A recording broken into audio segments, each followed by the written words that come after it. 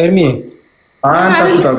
አንድ እሷን መዝሙር ላይ እሷን አስተምራትና እኔ ቆይ የሆነ የሚወጋለው ግጭ ለምታ አንዴ ጠይቂ። አንቺ ጥያቄሽ ነሽ ምን እያለሽ እንደሆነ ንገሪውና አስተምርሽ። እሱ ተማሪ እሺ። መጣሁ። እሺ ሰላም ይወርዲ። እንዴት ነው መዝሙር? ሰላም ነው አለን እግዚአብሔር ይመስገን። ስራ ስላስኩ ነው። እሺ ይቅርታ ቪዲዮ አልከፈትኩት። አረ ችግር የለውም። የአመቱ ሞዴል ገበሬ ተብዬ የተሸለምኩበት ፎቶ ነው። አለን ማን ልበል? የት ነሽ ያለሽው? እኔ ዮርዳኖስ እባላለሁ። አዲስ አበባ ነው የምኖረው። የትግራይ ልጅ ነኝ። አሪፍ በጣም አይ ደስ ይላል። እኔ ደግሞ መዝሙር ያሬድ ዲያቆን መዝሙር ያሬድ አሜሪካ ነው የምኖረው። እኔ ደግሞ ውጭ ነው ያለሁት። ጥሩ ነው። እንቅልፍ የለም በዚህ ሰዓት። አይ እኔ ጌመር ነኝ እና ቲክቶክ ላይ አጋጣሚ ጌም እየተጫወትን የሆነ ልጅ ገባና እየተቀላለድን ምናምን እያለ ጴንጤ ነገር ነው ልጅና ፎሎ አረገኝ። ከዛ ፎሎ ሲያረገኝ እኔ ደግሞ ፎሎ ባካል መልስም አልኩት። ለምን ስለ በጨለማ ያለክ ልጅ ነኝ ወደ ብርሃን ስትመጣ ፎሎ አረጋለሁ አልኩት። እሺ ከዛ ለምን ማለት በጨለማ ላሉት ሁሉም ጥላቴ ናቸው አልኩት። ከዛ ክርስቶስ ደግሞ ጠላትን ወዳጅ አድርግ ነው የሚለው አለኝ። እሺ ኦፍኮርስ ጠላትን ወዳጅ አድርግ ነው የሚለው፣ ግን ሃይማኖቱን ለካደና በእመቤታችን ወላዲተ አምላክን ማማለድ ማያምንና በቤቱን ረግጦ ለሚሄድ ሰው ጠላቴን ጠላቴ ነው። ክርስቶስ ያለው በሃይማኖቱን የያዘ ግን የሆነ አስቀይሞ እንደ ጥላትክ የምታየው ሰው ውደደው ነው እንጂ ወደ ጨለማና ወደ ሰይጣን ለሆነ ሰው ወዳጅ አድርገው አይልም አልኩት። ጨለማና ብርሃን ለይታችሁ እዩ ብሎናል። ወዳጃችሁን ምረጡ፣ ጓደኛችሁን መርጣችሁ ጓደኛ ሁኑ ብሎናል። እውነት ነው። ኦኬ ስለዚህ መጥፎ ለሆነ ሰው ወደ ጓደኛ አድርገው ሳይሆን በቃ ምከረው ወደ ትክክለኛ እንዲመለስ አድርገው እንጂ ሌላ አይደለም የሚለው ምናምን ስለው እሱ ደግሞ ሌላ ምናምን ገባ። ሃይማኖት የለኝም ክርስትና ነኝ አለኝ። ክርስትና ሃይማኖት ነን፣ ኦርቶዶክስ ነን ይላል። ክርስትና ኦርቶዶክስ ነን፣ ግን ክርስትና በአሁን ሰዓት በሰዎች እውቀት እኔን አውቃለሁ በማለት እየተዘረዘረ እየመጣ ስለሆነ ክርስትና ብዙ ቦታ ተዘርዝሯልና ወይ ኦርቶዶክስ ትሆናለህ ወይ ጴንጤ ትሆናለህ ምናምን ስለው በሱ ምናምን እየተከራከርን ነበርና እኔ መጽሐፍ ቅዱሶችን እየጠቀስኩ ማውራት አልችልም፣ ምክንያቱም ብዙም ማላቃቸው እውነት ለመናገር ግን እውነት ለመናገር ስለ ሃይማኖቴ መከራከር ሲጀምር ዋናው ውስጡን ገብቼ ሳይሆን ዋናው ስለ ሃይማኖትን ይዤ ትክክለኛ ዋና የምላቸው እመቤቴ ወላዲተ አምላክን በገነትና ገሃነም መካከል ላለው ዲፈረንስ አይታ ክርስቶስ ደግሞ ንስሐ በገቡት ቁጥር ንስሐ የገቡ ሁሉንም አድናለሁ እንዳለችና ሁሉም ደግሞ ላንቺ መጽዋት ላደረገ ሁሉም ደግሞ አድናለሁ ብለው ክርስቶስን ቃል እንደገባላት እና ወላዲተ አምላክ ደግሞ አማላጅ እንደሆነች በክርስቶስ ዘንድ እናቱም የተመረጠች ከሴቶች የተለየች ክብርት እንደሆነች በሃይማኖት ማቃቸው እነዚህ ነገሮች ነው። ክርስቶስ ደግሞ ከድንግል ማርያም ተወልዶ ለኔ እኔን ኃጢአትን በአዳምና ሔዋን በእኛ ፍጥሮች በተሰራ ኃጢአት ላይ ለማጥራት ብሎ ከአብ በመንፈስ ቅዱስ አድርጎ ወልድ ነው ወደ ማርያም ወላዲተ አምላክን በማህፀን አድርጎ መንፈስ ቅዱስን ሰርጾ እንዳዳነኝና ለኔ ብሎ ደግሞ ጥምቀትን ሳጥናኤል ያፈረማቸው ለአዳምና ሔዋን በሰሩት ኃጢአት ፌርማ ላይ ወደ ግማሹን ወደ እንትን እንደጣለው ወደ ባህረ ዮርዳኖስ እንደጣለውና ክርስቶስ ደግሞ በጥምቀት አድርጎ እሱን አጥፍቶ እኔን ከኃጢአት እንደዳንኩኝ ከዛ ደግሞ ስቅላት ደግሞ ስጋና ደግሞ መብላት እንዳለብኝ ራሱ ስጋና ያንድንም ይሄን ብሉ ብሎ ራሱ የሰጠን ቃል ኪዳን እሱ ማምናለው። ደቀ መዛሙርቱ እንደነበሩ ለእግዚአብሔር ደግሞ አምነውት ተከትለውት ደቀ መዛሙርቱም እንደነበሩ አውቃለሁ። እነዚህ በቃ ከላይ ያሉትን በጣም ዲፕ የሆኑ ሀሳቦችን በሃይማኖቴ ላይ ማውቃቸው እነዚህ ነገሮች ናቸው። ዲቴል ምዕራፍ ምናምን እያወራሁ ግን ማውቃቸው ነገሮች ሁሉ ማለት ነው። ችግር የለውም። መልካም እሱን ደግሞ እኛ እናግዝሻለን። በጣም አሪፍ ነው። ባይዘወይ በጣም ጎበዝ፣ በጣም የሚገርም ያንቺን ያህል እንኳን እኔ ገና ክርስትና ስጀምር መንፈሳዊ ህይወቱን ስጀምር ያንቺን ያህል አላውቅም እና አንቺ ደግሞ በጣም ብዙ ነገር ታውቂያለሽ እና በጣም ጎበዝ፣ በእውነት በጣም ትልቅ ነገር ነው። በጣም አሪፍ ነው። እስክሪብቶና ደብተር አውጪ እና ጥቂት ነገሮች እናሳይሻለን። ኢዮባ መጥቷል። ኢዮባ ታላቅ ወንድሜ ነው፣ አስተማሪያችን፣ መካሪያችን ነው። እሱንም እንዳስታውቅሽ። ኢዮባ ወይ ያሬዶ እንኳን በሰላም መጣ። አንተ ድንቅ ሰው እንኳን ደህና ቆየኝ። እኔ እኮ በጣም ነው ደስ የሚለኝ ማርያም። በቃ ስትመጡ አላጡልኝ ሸበላው አየዋ እዛ ይቻት እስካት ስለሚያቀኝ አያስገባኝም እና አስገቡኝ ብዬ እሷ ናት እንደ የሆነ ቪዲዮ እያየሁ ነበረ። አስገብቷት እዛ ነበረች። አሁንና ኦኬ እንትን እያልኩ ነበረ፣ በጣም እየመከርኩ ነበረ። በቃ ወጣች። ትንሽ ነገር እናወራለን። ደስ ይለኛል። ኢዮባ እንደዛ ከሆነማ እንኳን በሰላም መጣ። እንዲያውም ከኔ በተሻለ በደንብ ታወራታለህ። አረ ምን እንደውም ትንሽ ዞር ብዬ ልምጣ። ቆይ በለዚህ ቁጭ አይደል እንዴ? እኔ እኮ ገና ቆይ አንደኛ ምን ዲስከስ እንዳደረጉ ምን ላይ እንትን እንዳሉ ምንም የሰማው ነገር ስለሌለ አንተ ከሰማው አንጻር አድርገህ ጥቂት ሀሳቦች ስጠትና ከሃይማኖት ጀምረን ጥቂት ነገር እንንገራት። ኢዮባ ሃይማኖት ምንድነው? እኛና ኢቭን ፕሮቴስታንቶችን የለየን ነገር ምንድነው? በራሱ ሃይማኖት መጽሐፍ ቅዱሳዊ ነው ወይ? ኦርቶዶክሳዊ ሃይማኖት ሲባልስ ምን ማለት ነው? ኦርቶዶክሳዊነት ራሱ ምን ማለት ነው የሚለውን ይወርድ የመጣሽ? እሺ መጣ። ጎበዝ። እሺ ኢዮባን ታዋቂው? ሰላም ወንድሜ፣ ደህና ነህ? ሰላም እግዚአብሔር ይመስገን። እንዴት አለሽ? አለን። ያው እኛ ጋር ምሽት ስለሆነ ጋደም ብዬ ነውና ይቅርታ እንግዲህ። አረ ችግር የለም። እኔም አካጠገቤ መጽሐፍ ቅዱስ አለኝና እንትኖቹን እየነገርክ ስትነግረኝ እኔም እያየሁ ቼክ እያደረጉ መጽሐፍ ቅዱስ ላይ ሁሉም ያስተማራችሁ ስትል ደስ ይለኛል። እሺ በጣም ጥሩ። የመጀመሪያ የተወሰነ የሰማው ነበርና ከእስካት ጋር ስታወሩ ሃይማኖት የሚለው ነገር ላይ የተወሰነ ነገር ልበል። ያው ብዙ ጊዜ እሱም በተደጋጋሚ ስለ ሃይማኖት አይደለም የምናወራው ምናምን እያለ ሲል ስለነበረ መጽሐፍ ቅዱስ ሃይማኖትን ምን ብሎ ይገልጸዋል የሚለውን ማወቅ ይፈልጋል። የመጀመሪያው ሃይማኖት የሚለው ቃል ግዕዝ ነው፣ እምነት ማለት ነው። ሃይመነ ከሚለው የግዕዝ ግስ የወጣ ነው። ስለዚህ እምነት ማለት ነው። ይሁዳ ምዕራፍ 1 ቁጥር 3 ላይ እንደዚህ ይለናል፣ ስለ መዳናችሁ ልጽፍላችሁ እጅግ ተግቼ ሳለሁ ለቅዱሳን አንድ ጊዜ ስለተሰጠ ሃይማኖት እንድትጋደሉ እየመከርኩ እጽፍላችኋለሁ። ድገምላት ኢዮባ፣ ቀስ እያልክ አገስ እንዳልፋት። እሺ ይሁዳ ምዕራፍ 1 ቁጥር 3 ላይ ስለዚህ ሃይማኖት ይሁዳ ምዕራፍ ስንት?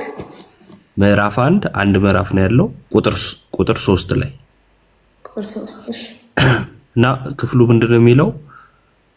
ስለመዳናችሁ ልጽፍላችሁ እጅግ ተግቼ ሳለሁ ይላል። ስለዚህ ስለመዳን ነው እየጻፈልን ያለው። ከዛ ለቅዱሳን አንድ ጊዜ ስለተሰጠ ሃይማኖት ይላል። ለአማኞች ማለት ነው የተሰጠ አንድ ሃይማኖት አለ። ከዛ ስለ ሃይማኖት ለቅዱሳን አንድ ጊዜ ስለተሰጠ ሃይማኖት እንድትጋደሉ እየመከርኩ ጽፍላችሁ ይላል። ስለዚህ የምንጋደልለት ሃይማኖት አለ ማለት ነው። ይሄ አሁን የጠቀስነው ከሆነ ነገር ላይ አይደለም፣ ከመጽሐፍ ቅዱስ ላይ ነው። እናምንበታለን ከሚሉት ከመጽሐፍ ቅዱስ ላይ ነው። ስለዚህ እኔ እኮ ስለ ሃይማኖት አይደለም ማወራው ሲል ምን እያለን ነው? ሐዋርያው ስላስተማረው አይደለም ማወራው እያለ ነው። አንቺም እኛም እዚህ ያለን የምንሰማው ሐዋርያት ያስተማሩትን ነው። ስለዚህ እሱ ስለሌላ ነገር ነው ማውራት የፈለገው ማለት ነው። ይሁዳ ግን ያለን ምንድነው? የተሰጠ ሃይማኖት አለ። ይሄ ሃይማኖት ደግሞ የምንጋደልለት ነው። የተነገረን ደግሞ ስለ መዳናችን ሲነግረን ነው። ስለዚህ ሃይማኖት ምንድነው? የምንድንበት ነው ማለት ነው። መጽሐፍ ቅዱስ ሃይማኖት የሚለውን መዳናችንን የምናገኝበትን እምነትን የሚያመለክት እንደሆነ ይነግረናል ማለት ነው። ይሄ ሃይማኖት በክርስቶስ የተሰጠን በመስቀል ሞቱ የተዋጀን ክርስቲያኖች የምንቀበለው የምንጋደልለት ነው። የመጽሐፍ ቅዱስ ማህበር መዝገበ ቃል ሃይማኖት የሚለውን ቃል ሲፈታ ምን ብሎ ይፈታዋል? ሃይማኖት የሚለውን እምነት ከዛን ሃይማኖታዊ ስርዓትን ያካትትበታል።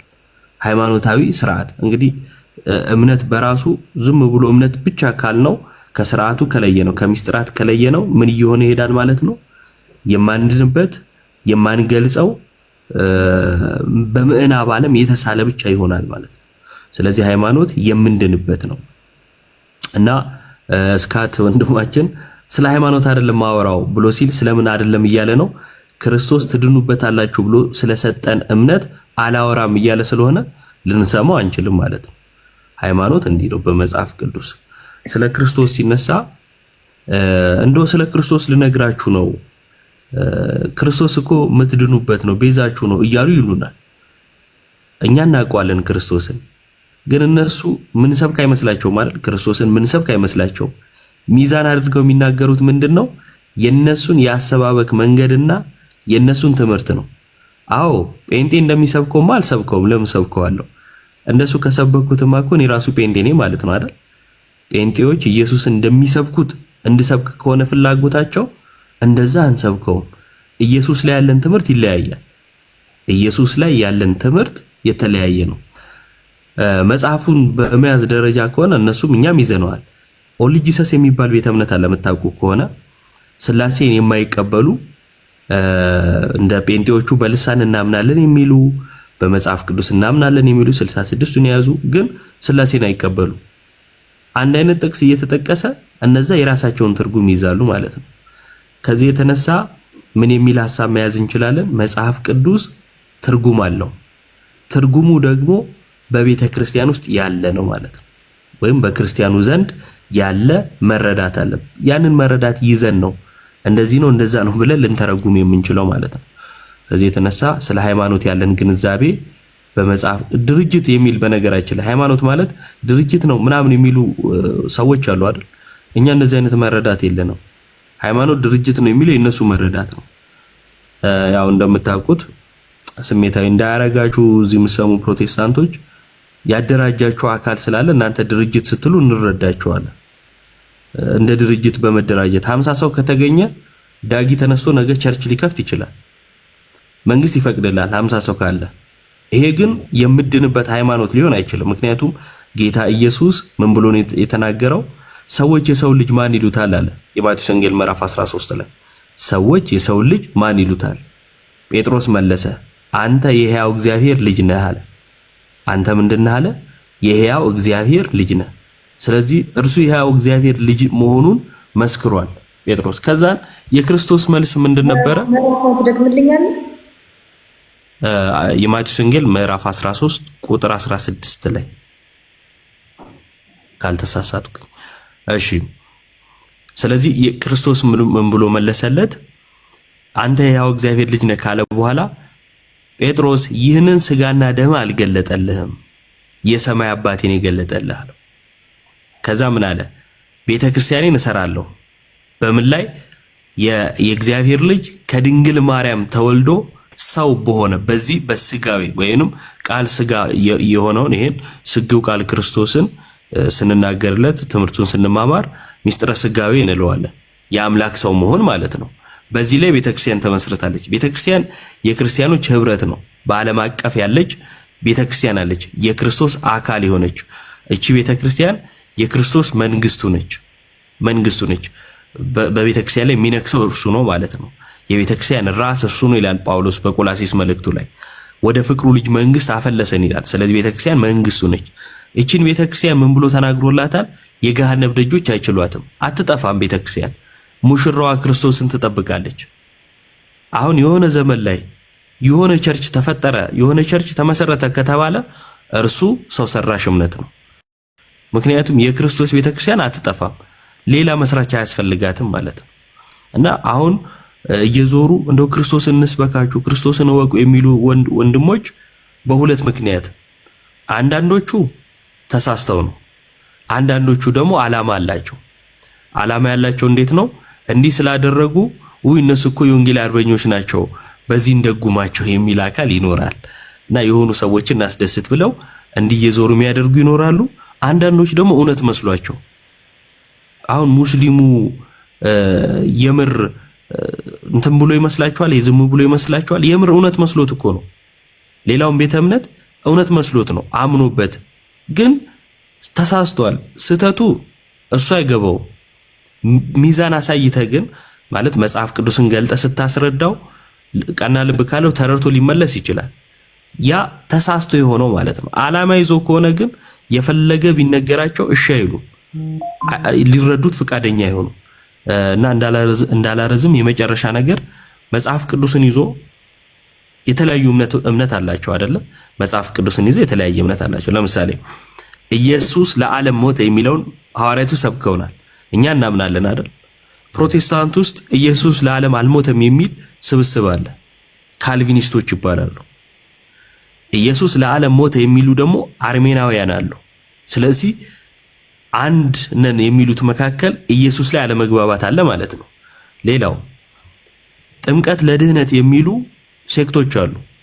ጥምቀት ለድህነት ነው የሚሉ ማለት ነው። አይደለም የሚሉ ደግሞ አሉ። አሁንም ሌላ ትምህርት አየን አይደል? ኢየሱስ ግን ምን ብሏል? ወደ እውነት የሚመራውን መንፈስ እልክላችኋለሁ። ስለዚህ መንፈስ ቅዱስ ወደ እውነት የሚመራ ነው። እነኚህ ሰዎች ወደ ተለያየ ትምህርት ከመጡ ምን እየመራቸው አይደለም? መንፈስ ቅዱስ እየመራቸው አይደለም ማለት ነው። ልሳን ብሎ የሚጮሁት አለ እንደምታውቁት፣ ፓራራም ጫራራ ምናምን የሚባለው ይሄ አሁን ምናልባት 60-70 ዓመት ምናምን ቢሆነው ነው እድሜው ማለት ነው። ምናልባት በጣም የቅርብ ጊዜ ልምምድ ነው። በሐዋርያቱ ዘመን አይታወቅም። የማይታወቅ ጩኸት የለም። አማርኛ ከተግባባን እዚህ ጋር ያለውን ሰዎች የሚያንጸው ወንጌል በአማርኛ በምንግባባበት ቋንቋ ስንነጋገር ነው። እኔ አሁን እዚህ ጋር ተነስቼ ራራራራ ባራራ ምናምን ብል አበዳ አትሉኝም? ምን ታገኛላችሁ ከኔ? አያችሁ፣ ሐዋርያቱ እንደዚህ አይነት ትምህርት አላስተማሩም። ልክ ሐዋርያት ምንድነው ልሳን ተገልጦላቸው ከዛን በልሳን ሲናገሩ፣ ልሳን ማለት ቋንቋ ማለት ነው። በነገራችን ላይ ቃሉ ግዕዝ ነው፣ ቋንቋ ማለት ነው። እና በልሳን ሲናገሩ ህዝቡ ምን ይል ነበረ? በገዛ ቋንቋችን ይናገሩ ነበር ነው። አሁን ጴንጤው የሚጮኸውን ጩኸት ማን የኔ ቋንቋ የሚለው? የትኛው ህብረተሰብ አይለው? አይታወቅም። ቃላት ነው የሚገጣጥሙት። ልክ እንደዚሁ እዛው ፕሮቴስታንት ውስጥ ይሄንን ቋንቋ ባነ ይሄንን ልሳን ብለው የሚናገሩትን ማለት ነው ከአጋንንት ነው የሚሉ ደግሞ ሌሎች አሉ። ልክ እንደ ካልቪኒስቶች አይነት ማለት ነው። ስለዚህ ባቢሎናውያን የሆኑ ትምህርቶች አሉባቸው። ይሄ ከክርስቶስ አለመሆኑን ከዚህ አለመግባባት ማየት እንችላለን። ክርስቶስ እንዲህ አለ ወደ አባቱ ሲጸልይ እኛ አንድ እንደሆንን አንድ ይሆኑ ዘንድ አለ። እኛ ምን እንደሆንን አንድ እንደሆንን አንድ ይሆኑ ዘንድ፣ አንድ ካልሆኑ የነሱ አይደሉም ማለት ነው፣ ወይም የክርስቶስ አይደሉም ማለት ነው። ስለዚህ የልዩነታቸው ምንጭ በትክክለኛ የእግዚአብሔር መንግስት ውስጥ አለመሆናቸውን ያሳያል። የክርስቶስን ትምህርት አለማስተማራቸውን ያሳያልና አሁን ጊዜው እንዴት እንደሆነ ባላቅም እዚህ ጌም ላይ እና እንደዚህ አይነት ያሉ ልጆች ጋር እየዞሩ በአንድ በኩል ባለፈው ዳጊ ጋር ሙስሊሞችን እያየው ነበረ። አሁን ደግሞ ጴንጤዎቹ ምናምን ለመስበክ ምናምን ይሞከራል ምናምንና እኛም ደግሞ በቻልነው መጠን ወንድሞቻችንን እንጠብቃለን ብለን በማሰብ ነው እንደዚህ የምናደርገውና ትክክለኛውን የእግዚአብሔርን መንግስት ይዘናል። ዕውቀት ማነስ እውነተኛ መንግስት እውነተኛው ቤተክርስቲያን ውስጥ አለመሆን አይደለም። እኔ ዕውቀት ያጥረኝ ይሆናል፣ የእግዚአብሔርን ነገር ደግሞ ጨርሼ ተናገርኩ ማለት እግዚአብሔርን እኩይ ያደረኩት ማለት ነው። የአምላክ ረቂቅነቱ ጥግ ድረስ አለማወቃችን ነው። ጥግ ድረስ ካወቀው እኩያ ነው። ዳጊን እስከ እንደ ልብ ያውቀዋለሁ ካልኩኝ እኔና ዳጊ በቃ አንድ ነን ማለት ነው። ስለዚህ ከአምላክን ጨርሰን ልናውቀው አንችልም። የዕውቀት ጋፕ ይኖረናል። ያ የዕውቀታችን ጋፕ ግን የአምላክን ትክክለኛነት አይመዝንም፣ ወይም ሐሰተኛነትን አይመዝንም። በቃ እኔ አላቅም ነው። ልክ እንደዚሁ የማያውቅ ሰው ጋር እየሄዱ አያውቁም ብለው ያሰቡትን ማለት ነው። የማያውቅ አይደለም ሰው ሁሉ በተወሰነ መጠን ያውቃል።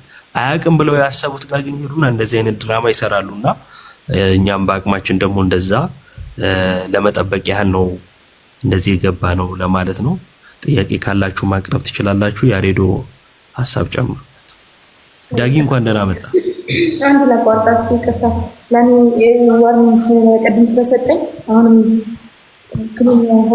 ማናቀም ኮፕሊንግ ታረጉኝ ደስ ይላል። እሺ ኮፕሊንግ አርጉላት ሁላችሁም፣ የዮርዲን የዳጊንም የሁላችንም እዚህ ያለ ነው። ኮፕሊንግ አርጉልን። ዮባይ ቃሎት ያሰማልን። ዳጊ በሩቅ በቪዲዮ ነበር ማቀህ፣ እንደዚህ በአካልም ስላገኘው ደስ ብሎኛል። ዮርዲንም እንደዛው። መጀመሪያ ላመሰግናችሁ ፈልጋለሁ። ምክንያቱም መጫወት ይቻላል። አሁን ጊዜን ዝም ብሎ እድሜያችሁን በዋዛ ፈዛዛ በሳቅ ወይ ነገር በመቀባት ወይ ዱቄት ውስጥ በመግባት ማሳለፍ ይቻላል። ይህን መምረጥ ትልቅ ብልሃት ነው፣ ትልቅ ብልጥነት ነው፣ ትልቅ አዋቂነት ነው ብዬ አምናለሁ። ስለዚህ በዚህ በጣም ልናመሰግናችሁ ይገባል። ምክንያቱም በቃ አራድነት ይሄ ስለሆነ ማለት ነው፣ ጠይብነት ይሄ ስለሆነ፣ አሪፍነት ኩል ፐርሰን ማለት ይሄ ነው። በቃ የእግዚአብሔርን ቃል የሚማማር በተለይ በአሁን ሰዓት ማለት ነው። ምክንያቱም በቃ ጥበብ ይሰጣል፣ የእግዚአብሔር ቃል ጥበብ ይሰጣል፣ ማስተዋል ይሰጣል፣ ጭንቅላትን ይቀርጻል፣ አስተሳሰብ ይለውጣል፣ አናገርን ያርማል፣ በጣም ያበረታል። እና እግዚአብሔርን መምረጥ በጣም ፈተና አለው እግዚአብሔር ለመምረጥ እና እንኳን እናንተንም እግዚአብሔር ረዳችሁ ለማለት ነው። ሁለተኛው ግን ኢዮብ ባለው ላይ ሀሳብ መስጥ። በመጀመሪያ ኦርቶዶክስ ማለት ነው። ዮርዲ የጻፍሽ ከሆነ ዳጊ ምጽፉ ከሆነ እንግዲህ ኦርቶዶክስ ማለት የግሪክ ወርድ ነው። የግሪክ ኢዮብ ሃይማኖት የሚለው ነው የነገረን ያስተማረን። ኦርቶዶክስ ራሷ ለምሳሌ ኦርቶዶክስ ነን እኛ። ኦርቶዶክስ ያልሆነ ሰው አይድንም እንላለን። ኦርቶዶክስን አንዳንድ ሰዎች ሃይማኖት አያድንም ምናምን ሲሉ ትሰማላችሁ አይደል? እኛ ሃይማኖት ያድናል እንላለን። ሃይማኖት ያድናል። ምክንያቱም ሃይማኖት ማለት ትምህርት ማለት ነው። ለዛ ትምህርት ማመን መታመን ማለት ነው። በቃ ሃይማኖት ማለት ትምህርት፣ እምነት እና ያ የተማርነውንና የተሰጠንን እምነት በዛ ደግሞ ማመን መታመን ማለት ነው። ለዚህ ነው ቅድም የይሁዳ መልእክትን ሲጠቅስላችሁ ኢዮባዬ ለቅዱሳን አንድ ጊዜ ስለተሰጠች ሃይማኖት አይደለም የሚለው ፈጽመው እንድትጋደሉ። ስለዚህ ለቅዱሳን አንድ ጊዜ የተሰጠች ምናለች? ሃይማኖት አለች። ሃይማኖት ማለት ነው ትምህርት ማለት ነው። በቃ ለዛ ትምህርት መጋደል ያስፈልጋል። ምክንያቱም ያ የውሸት ትምህርቶች ስለሚመጡ ማለት ነው። ሌላው ቅዱስ ጳውሎስ ሃይማኖትን የገለጸበት አለና ከኦርቶዶክስ ጋር አያይዤ ልመልስላችኋለሁ። ኦርቶዶክስ ስንል ቀጥተኛ ትክክለኛ ኦርቶዶክስ የግሪክ ወርድ ነው፣ ግዕዝ አይደለም። ኦርቶዶክስ ማለት ይሄን ነውቁ። ኦርቶዶክስ ከግሪክ ወርድ የመጣ ነው። ሃይማኖት ቅድም ኢዮብ አስተምሮናል። ኦርቶዶክስ ማለት ደግሞ ከግሪክ ወርድ የመጣ ነው። ኦርቶና ዶክስ ማለት ነው። ኦርቶና ዶክስ፣ ኦርቶ ማለት ቀጥተኛ ትክክለኛ ማለት ነው። ዶክስ ደግሞ እምነት፣ ትምህርት፣ መንገድ ማለት ነው። ስለዚህ ኦርቶዶክስ ማለት ትክክለኛ ቀጥተኛ መንገድ፣ ትምህርት ማለት ነው። ትምህርት ማለት ነው። በብሉይ ኪዳን ሃይማኖትን መንገድ እያለ ይጠቅሳታል። ባይዘዌ በብሉይ ኪዳን ሃይማኖትን መንገድ እያለ ይጠቅሳታል። ለምሳሌ ጥቅስ ልስጣችሁ። በብሉይ ኪዳን ሃይማኖትን መንገድ እንደሚላት እሱን ጥቅስ ልስጣችሁ። ኦኬ፣ እንዲህ ይላል።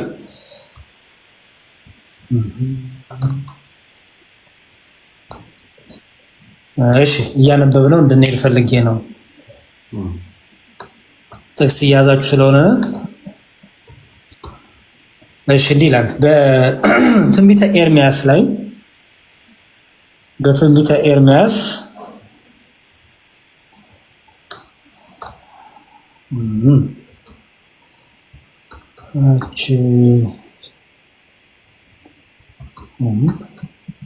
አንዴ ላውጣው። እሺ፣ ይቅርታ።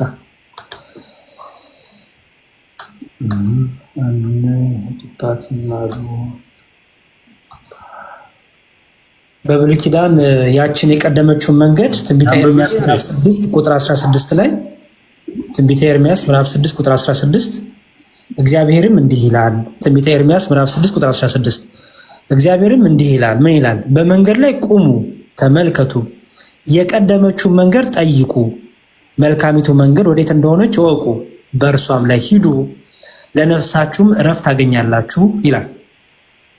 እሺ፣ ምን ይላል? በመንገድ ላይ ቁሙ። ተናጋሪው እግዚአብሔር ነው። በመንገድ ላይ ቁሙ፣ ተመልከቱ። የሆነ መንገድ ላይ ቁሙ አለ እና ደግሞ ተመልከቱ አለ። ከዛስ ምን አድርጓል? የቀደመችውን መንገድ ደግሞ ጠይቁ። የቀደመችው መንገድ ማለት ነው ያ የቀደመችው አባቶቻችን የሄዱበትን መንገድ ዓላማው ምንድነው? ማድረስ ነው አይደል? ከቦታ ቦታ የመንገድ ዓላማው ከአንድ ቦታ ከአንድ ዴስቲኔሽን ወደ ዴስቲኔሽን ከአንድ አድሬስ ከአንድ ስፍራ ወደ ስፍራ የምትመላለሱበት ነው። ይህቺ መንገድ ግን ስለ አሸዋ፣ ስለ ኮረብታማ፣ ስለ ኮብልስቶን አይደለም የሚያወራው። ይህቺ መንገድ ምንድናት ይላል? መልካም መንገድ ናት አይደል? ቀጥሎ ምንድናት? በእርሷ ደግሞ ብትሄዱ ለምናችሁ እረፍት ታገኛላችሁ ይላል። ለነፍሳችሁ አሹ ስለዚህ እቺ መንገድ የነፍስ መንገድ ናት ማለት ነው። ከነፍስ ጋር የተያዘች ናት። ሰዎች ቢሄዱበት እረፍት ያገኙበታል። እንደውም እዛው ዝቅ ብሎ ይላል እነሱ ግን እምቢ አሉ ይላል። አይሻር እነሱ ጋር አንሄድበትም አሉ ይላል አይደል? ቁጥር 17 ላይ ስለዚህ አንሄድባትም አሉ። አንሄድባትም ነፃ ፍቃድ ስላለ ማለት ነው። ስለዚህ አስቀድሞ በብሉይ ኪዳን ሃይማኖትን ወይም መንገያች ትክክለኛዋ መንገድ ምን ብሎ ይጠራት ነበር ማለት ነው? መንገድ ብሎ ይጠራት ነበር ማለት ነው። ኦኬ። ስለዚህ ወደ አዲስ ኪዳኑ ስንመጣ አሁን ቅድም ኢዮብ ነገረን አለ ሃይማኖት ያለ ያስቀምጧል። ለምሳሌ አንድ 3 ጥቅሶች ልስጣችሁ በሃይማኖት። ለምሳሌ ሁለተኛ ቆሮንቶስ ምዕራፍ 13 ቁጥር 5 ሁለተኛ ቆሮንቶስ ምዕራፍ 13 ቁጥር 5 ምን ይላል? በሃይማኖት ብትኖሩ ራሳችሁ መርምሩ አይደለም የሚለው? በሃይማኖት ብትኖሩ ራሳችሁ መርምሩ፣ ራሳችሁን ፈትኑ፣ ወይስ ምናልባት የማታውቁ ባትሆኑ ኢየሱስ ክርስቶስ በእናንተ ውስጥ እንዳለ ስለ እናንተም አታውቁምን ይላል። በሃይማኖት ብትኖሩ አይደለም የሚለው? ስለዚህ በሃይማኖት ብትኖሩ ሲባል ማለት ነው በትክክለኛው ትምህርት ብትኖሩ ማለት ነው። ስለዚህ በትክክለኛው ትምህርት ብትኖሩ። ስለዚህ ሃይማኖት ከዚህ በኋላ ስንጠየቅ ኦርቶዶክስ ነው ሃይማኖታችን። ኦርቶዶክስ ማለት ደግሞ ማለት ነው ትክክለኛ ቀጥተኛ ትምህርት ቀጥተኛ መንገድ ማለት ነው አለ። ሃይማኖት ደግሞ የሰጠን ራሱ ማን ነው? ትክክለኛውን መንገድ ትክክለኛውን ትምህርት የሰጠን ማን ነው? ራሱ እግዚአብሔር ማለት ነው። ስለዚህ ይሄ ምን ይባላል? ሃይማኖት ይባላል ማለት ነው። ቅዱስ ጳውሎስ እንዲህ ብሎ ተናገረ ወደ ቆላስይስ ሰዎች መልእክቱ ላይ ቆላስይስ ምዕራፍ 1 ቁጥር 23 ቆላስይስ ምዕራፍ 1 ቁጥር 23 እንዲህ ይላል ይህም ተመስርታችሁና ተደላድላችሁ ከሰማችሁትም ከወንጌል ተስፋ ሳትናወጡ በሃይማኖት ጸንታችሁ ብትኖሩ ይሆናል። ያም ወንጌል ከሰማይ በታች ባለው ፍጥረት ሁሉ ዘንድ የተሰበከ ነው። እኔም ጳውሎስ የእርሱ አገልጋይ ነኝ አለ። ስለዚህ ሃይማኖት ራሱ እንደማለት ወንጌል ነው ማለት ነው። ወንጌል ነው። ስለዚህ ሃይማኖት ወንጌል ነው። የትኛው ወንጌል ግን? ትክክለኛው ወንጌል፣ ሐሰተኛ ወንጌል አይደለም። ሐሰተኛ ወንጌል ስላለ ወንጌል ይመስላል ግን ወንጌል ያልሆነ፣ ሕይወት ይመስላል ግን ሞት ይሆናል ማለት ነው። የመጨረሻ ጥቅስ ልስጣችሁ። እሺ ጢሞቴዎስን ሲመክረው ቅዱስ ጳውሎስ በጢሞቴዎስ መልእክቱ ላይ እንዲህ ብሎ ተናገረ። አንደኛ ጢሞቴዎስ ምዕራፍ 5 ቁጥር 8 አንደኛ ጢሞቴዎስ ምዕራፍ 5 ቁጥር 8 ነገር ግን ለእርሱ ስለሆኑት ይልቁንም ስለ ቤተሰቦቹ የማያስብ ማንም ቢሆን ሃይማኖትን የካደ ከማያምን ሰው ይልቅ ክፉ ነው ይላል። ምኑን የካደ ነው የሚለው? ሃይማኖቱን የካደ። ሃይማኖትን መካድ ማለት ነው ትክክለኛውን ትምህርት መካድ ማለት ነው። አንድ ጊዜ ለእግዚአብሔር የሰጠንን እምነት ሃይማኖት መካድ ማለት ነው። ስለዚህ ሃይማኖታችን ምንድነው? ኦርቶዶክስ ነው። ኦርቶዶክስ የተባልንበት ምክንያት ለምንድን ነው? ትክክለኛ ቀጥተኛ ትምህርት። ለምሳሌ ወደ ኋላ ሄደን ከ1000 ምናምን ዓመት ከ1200 300 400 ዓመት በፊት ብናይ አባቶቻችን አንዲቷ ቤተክርስቲያን የክርስቶስ ቤተክርስቲያን ምን ተብላ ተጠራ ነበረ? የክርስቲያኖች ህብረት ኦርቶዶክስ ይባል ነበረ። ያ የክርስቲያኖች ህብረት ምን ይባላል? ኦርቶዶክስ። ለምንድን ነው? ያ ህብረት ትክክለኛ ትምህርት፣ ትክክለኛ ቀጥተኛ ትክክለኛ መንገድ የያዙ ናቸው ሲባል ምን ይባላሉ ማለት ነው? እነዚህ ሰዎች እኮ ኦርቶዶክስ ናቸው ይባላል ማለት ነው። ስለዚህ ኦርቶዶክስ ማለት ነው ትክክለኛ ቀጥተኛ መንገድ ማለት። ስለዚህ ሃይማኖት ከዚህ በኋላ ሃይማኖት ያድናል? አዎ ያድናል አይደል? ምክንያቱም ለምን ስለሆነ ከማን የተሰጠ ስለሆነ ከእግዚአብሔር የተሰጠ ስለሆነ። ሃይማኖት ደግሞ ምን ስለሆነ? ትክክለኛ ትምህርትና መንገድ ስለሆነ ማለት ነው። ግን ብዙ ሃይማኖት የሚመስሉ ግን አሉ አይደል? ብዙ ግን ሃይማኖት የሚመስሉ አሉ። ለዚህ ነው ቅድም ምን አለ? ሁለት መንገድ እንዳለ ጌታ ነገረን። ሁለት መንገድ አለ አለ ጌታ።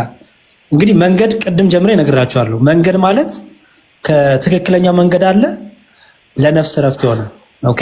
ሁለት መንገድን ጌታ እንዳለ ነገረን። ሰፊውና ጠባው ብሎ ነግሮናል። ሰፊው መንገድና ጠባው መንገዱ ነግሮናል። እቺን ተናግሬ ወደ ኢዮባ ደግሞ ወስዳችኋለሁ የሚጨምረው ነገር ካለ። እሺ ከዛ ሌሎቹ ጋር ስፔሲፊክ ደግሞ እየገባ እናያለን ማለት ነው። ኦኬ እሺ እንዲህ ይላል ጌታ። ይሄ ደግሞ ጌታ ራሱ ክርስቶስ የተናገረ ነው። ምን አለን ሲያስተምረን አምላካችን ክርስቶስ? በጠባቡ መንገድና በሰፊው መንገድ ብሎ ያስቀመጠልን መንገዶች፣ ሁለት መንገድ እንዳለ ነገረን። ጠባቡ መንገድ የሚሰጠን ነገር አለ አለ። ጠባው መንገድ፣ ሰፊው መንገድ ደግሞ የሚያሳጣን ነገር አለ። ኦኬ ሰፊው መንገድና ጠባው መንገድ። እሺ የማቴዎስ ወንጌል ማቴዎስ ወንጌል ምዕራፍ ስንት መሰላችሁ? እሺ የማቴዎስ ወንጌል ኢዮብ ትዝ ካለ አራቱም ወንጌል ላይ አለ። አንደኛውን ወንጌል አስታውሰን ቶሎ ቶሎ እንትን እንድንል በጠባው መንገድ እና ሰፊው መንገድ ብሎ ያስቀምጠው አለ። በሰፊው መንገድ የሞት መንገድ ነው ይለዋል። ጠባው መንገድ ግን የህይወት መንገድ ነው ይለዋል። እንዲሁም በዛ መንገድ ለመሄድ ተጋደሉ እያለ አምላካችን ክርስቶስ ያስተምረናል። ኦኬ ራሱ ክርስቶስ ይናገራል ይሄንን በጠባው መንገድ ለመሄድ ተጋደሉ እያለ የሚናገርበት ክፍል አለ። እሺ ኢዮብ ተዘካለ አስታውሰኝ እስካወጣው ድረስ ማቴዎስ 7 ምዕራፍ 10 ላይ ያለው እሱም አለ። ማቴዎስ 7 ላይ ምስቲ ካለ ኦኬ ማቴዎስ 7:13 ማቴዎስ 7:13 ማቴዎስ 7:13 እንዲህ ይላል። በደንብ አስተው እሺ ዮርዲዬ በጠበበው ደጅ ግቡ፣ ወደ ጥፋት የሚወስደው ደጅ ሰፊ ነው፣ መንገዱም ትልቅ ነውና ወደ እርሱ የሚገቡ ብዙዎች ናቸው። ወደ ሕይወት የሚወስደው ደጅ የጠበበ ነው፣ መንገዱም የቀጠነ ነውና የሚያገኙ ግን ጥቂቶች ናቸው አለ። እሺ ከዛ ምን አለ? የበግ ለምድ ለብሰው ከይመጡባችሁ በውስጣቸው ግን ነጣቂዎች ተኩላዎች ከሆኑ ከሐሰተኞች ነቢያት ተጠንቀቁ አለ። አሁን ከመንገድ ጋር ያያይዞ ደግሞ ሐሰተኛ ነቢያቶችን አመጣ ማለት ነው። እሺ ጠባብ መንገድ አለ፣ ሰፊ መንገድ አለ አለ። ጠባው መንገድ ጠባብ ያደረገው መንገዱ ጠባብ ሆኖ ሳይሆን ያጠባው መንገድ ላይ ለመሄድ የሚደረጉ ጥረቶች አሉ፣ ህይወቶች አሉ። ለስጋ አይመችም ጠባው መንገድ፣ ምክንያቱም ትክክለኛው የክርስቶስ ትምህርት ስለሆነ፣ ትክክለኛው የእግዚአብሔር ትምህርት ስለሆነ። ምክንያቱም በዛ መንገድ ሄዶ ብዙዎች ተገድለዋል፣ ብዙዎች ታርደዋል፣ ብዙዎች ምቾት አልነበረው። ለምሳሌ ሐዋርያቱ ጠቅላላ የሞቱት ተገድለው ነው። ይሄን ታውቃላችሁ አይደል? ዳጊ ተገድለው ነው። በዛ መንገድ ስለሄዱ እኮ ነው፣ በጠባው መንገድ ስለሄዱ። ስለዚህ የጠባው መንገድ በጣም አይመችም ለስጋ። በቃ የክርስቶስ ህይወት ነው፣ ክርስቶስን መምሰል ነው፣ በትእዛዙ መሄድ ነው፣ በፈቃዱ ክርስቶስን በመምሰል መኖር ነው። ስለዚህ ይሄ ጠባው መንገድና ሰፊው መንገድ በሁለት አስቀምጠው። ስለዚህ ጠባው መንገድ ትክክለኛው መንገድ ነው። ሰፊው መንገድ ግን ለስጋ ይመቻል፣ ከክርስቶስ ትምህርት ውጪ ነው። ሐሰተኛ ነቢያቶች ይበዙበታል፣ የበግ ለምድ የለበሱ አስተማሪዎች ይበዙበታል። በግ የተባለ ሲታይ ከላይ ወንጌል ይመስላል፣ ስሙ ወንጌል ነው። ሰዎች ሲናገሩ ኢየሱስ ይላሉ፣ ክርስቶስ ይላሉ፣ እግዚአብሔር ይላሉ፣ ጌታ ይላሉ፣ ጌታ ሆይ ይላሉ፣ ድንቅ ታምር ሊያደርጉ ይችላሉ። ግን ደግሞ የበግ ለምድ ነው ይላቸዋል። ትክክለኛውን ትምህርት የያዙ ግን በጠባው መንገድ የሄዱ ናቸው። አስቀድሞ የተዘጋጀች መንገድ ናት፣ የሰጠች መንገድ ናት፣ ትምህርት ናት። ስለዚህ ጠቅላላ አሁን የሰጣችሁ በአጭሩ ሃይማኖት ምንድን ነው? ሃይማኖት ያድናል ስልን እኛ ወደን አይደለም፣ ከእግዚአብሔር የተሰጠች ናት። ያቺም ሃይማኖት ትክክለኛ ትምህርት ናት። እሷ ማን ትባላለች? ትምህርቷ ኦርቶዶክስ ይባላል። ኦርቶዶክስ ደግሞ እኛ ነን፣ እናንተ ናችሁ። ስለዚህ ይሄ በዚች ቤት ውስጥ ያለው እምነት፣ በዚች መንገድ ላይ ያለው ትምህርት የክርስቶስ ትምህርት ነው፣ የሐዋርያቱ ትምህርት ነው። እኛን ከፕሮቴስታንቱ የሚለየን ይሄ ነው። ምንድነው የሚለየን? ትምህርታችን። ይሄን ተናግሬ ላቁ። ከፕሮቴስታንቱ የሚለየን ምንድነው? የክርስቶስ ትምህርት ይለየናል። ለምሳሌ ክርስቶስ ጥምቀት ያድናል ብሎ አስተምሮናል። ፕሮቴስታንቱ ዓለም ግን ጥምቀት አያድንም፣ ውሃ ነው፣ ተራ ውሃ ነው፣ ዝም ብለው መጠቃ ይተውታል። ሲምቦል ነው፣ ምልክት ነው ብለው። ክርስቶስ ስጋዬን የበላ ደሜን የጠጣ የዘላለም ሕይወት አለው አለ። የዮሐንስ ወንጌል ምዕራፍ 6፣ የማርቆስ ወንጌል ምዕራፍ 16 ቁጥር 16፣ ማቴዎስ ወንጌል ምዕራፍ 28 ማቴዎስ ወንጌል ምዕራፍ 28 የማቴዎስ ወንጌል ምዕራፍ 28 ቁጥር 20 ላይ ማቴዎስ ወንጌል ምዕራፍ 28 ቁጥር 20 ይሄ ስለ ጥምቀት ጌታ እንግዲህ እየሄዳችሁ በአብ በወልድ በመንፈስ ቅዱስ አጥምቁ ያለ ነው። ማርቆስ ወንጌል 16:16 ምን አለ ጌታ? ማን ነው የሚድነው አለ? ያመነ የተጠመቀም ይድናል። ስለዚህ አንድ ሰው የሚጠመቀው ለምንድን ነው አለ ጌታ? ለመዳን አይደል? ያመነ የተጠመቀ ምን ያደርጋል? ይድናል። ፕሮቴስታንቶቹስ ምን ይሉናል? አይ ጥምቀት አያድንም፣ ማመን ብቻ ነው የሚያድነው ይላል። ስለዚህ ከጌታ ትምህርት ጋር ስለሚጋጩ እኛና እነሱ ልዩነት አለን ማለት ነው። ለካ ኢየሱስ ብቻ ማለት አይደለም ትክክል ማለት ነው አይደል? የኢየሱስን ትምህርት መኖር ነው ትክክለኛው።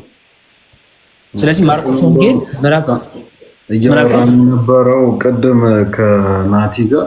እሺ ሳንጨርሰው ተለያየን እንጂ እንትን ክርስቶስ ለእኔ ኃጢአት ዋጋ ከፍሎልኛል። ሰው እኔ ድኛለሁ፣ ገነት ነው አሁንም ያለሁት ገነት ነው፣ ገነት እገባለሁ እያለ ነበር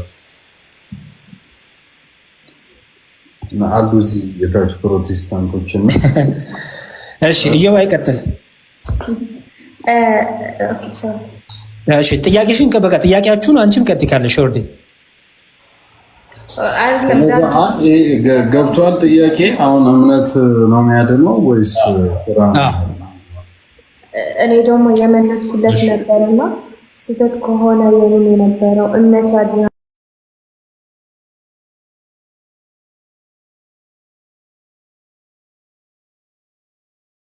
ትምህርት ማለት ነው ብዬው ነበር።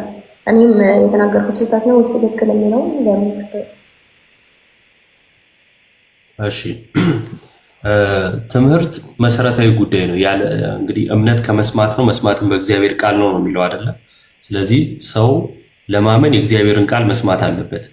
የእግዚአብሔርን ቃል ሲሰማ ደግሞ ከማን መስማት እንዳለበት ጳውሎስ ለምሳሌ ጢሞቴዎስን ከማን እንደተማርክ ታውቃለህ ይለዋል። ስለዚህ የተማረው ከማን ነው? ከክርስቲያን የተማረ ክርስቲያን ነው የሚሆነው። ከማያምን የተማረ የማያምን ነው የሚሆነው። ከሙስሊም የተማረ ሙስሊም ነው የሚሆነው። ከኤቲስቱ የተማረ ኤቲስት ነው የሚሆነው። ምክንያቱም ምኑን ስለሚመስል ያስተማረውን ስለሚመስል ማለት ነው። ትምህርት ጥንቃቄ የሚፈልግ ጉዳይ ነው። ለዛ ነው በአንደኛ ጢሞቴዎስ ምዕራፍ 3 ላይ ለራስህና ለትምህርትህ ተጠንቀቅ፣ በዚህም ጽና፣ ይህን ብታደርግ ራስህንም የሚሰሙህንም ታድናለህ ይላል እና በክርስትና ትምህርት እንድናለን ስንል የክርስትና ትምህርት ክርስቶስን ስለሆነ የሚያሳየው ዞሮ ዞሮ የክርስቶስ ትምህርት ነው የሚያድነን እያለን ነው። አሁን ድኛለሁ ድህነቴን አላጣም ምናምን የሚለው ሐሳብ ላይ ሁላችሁም በደንብ እንድትይዙት ዳጊም ዮርዲም ድነናል ብለን እናምናለን። እኛ ድነናል ብለን እናምናለን። እየዳንን ነው ብለንም እናምናለን። ከዛ ደግሞ እንድናለን ብለን እናምናለን። ለምሳሌ ኤፌሶን ምዕራፍ 2 ላይ ጳውሎስ እንደዚህ ይላል፣ ጸጋው በእምነት አድኗችኋል፣ ይህም ከሥራ አይደለም፣ ማንም እንዳይመካ ይላል። ያለኛ ስራ ክርስቶስ መጥቶ ሰው ሆኖ ዋጋ ከፍሎ አድኖናል። ስለዚህ ድነናል። ከፕሮቴስታንቶች ጋር የሚለየን እዚህ ጋር ምንድነው? እኛ ድነናል ብለን አናቆምም፣ ድህነታችንን እንፈጽማለን። እነሱ ጋር ደግሞ ምን አለ? ድህነታችን አናጣም በቃ አለቀ የሚሉ አሉ። አይ ድህነታችንን እንፈጽማለን የሚሉም አሉ። እሱ ጋር እንመጣለን። ለማንኛውም ግን ድናችኋል ወይ ለሚለው አዎ ድነናል። ከምንድን ሄዳን ነው? ከሞት ከጨለማ ክርስቶስን ሳያገኙ በአዳማዊ ማንነት ነበሩ አይደለ? ያን አዳማዊ ማንነት ገፈናል። ሮሜ ምዕራፍ 6 ላይ ስለ ጥምቀት ሲናገር ጳውሎስ አሮጌውን ማንነት ከክርስቶስ ጋር ሰቅለን አዲሱን ማንነት ክርስቶስን እንደለበስን ይናገራል። ገላትያ 3ም ላይ የተጠመቃችሁላችሁ ክርስቶስን ለብሳችኋል ይላል። ስለዚህ ድነናል። ኤፌሶን ምዕራፍ 2 ቁጥር 8 ድነናል። አንደኛ ቆሮንቶስ ምዕራፍ 1 ቁጥር 18 ላይ ደግሞ የመስቀሉ ቃል ለሚጠፉት ሞኝነት ይልና ለእኛ ለምንድን ወይንም ደግሞ እየዳንን ላለ የእግዚአብሔር ኃይል ነው ይላል። አይ አሁን ደግሞ ድህነት ውስጥ ነው ያለ ነው ማለት ነው። ያለኛ ስራ በክርስቶስ ስራ በማመን በመጠመቅ እዚህም ጋር መረሳት የሌለበት በእምነት ብቻ አይደለም ድነናል የምንለው እኛ አምነን በመጠመቅ ነው። ምክንያቱም ጥምቀት ክርስቶስን መልበስ ነው፣ የኃጢአት ስርየት የምናገኝበትም ነው። 3000 ነፍሳትን አስተማረና የሐዋርያት ሥራ ምዕራፍ 2 ላይ ጴጥሮስ ወንድሞቹ ምን እናድርግ ብለው ጠየቁት። ከዛ ምን አለ?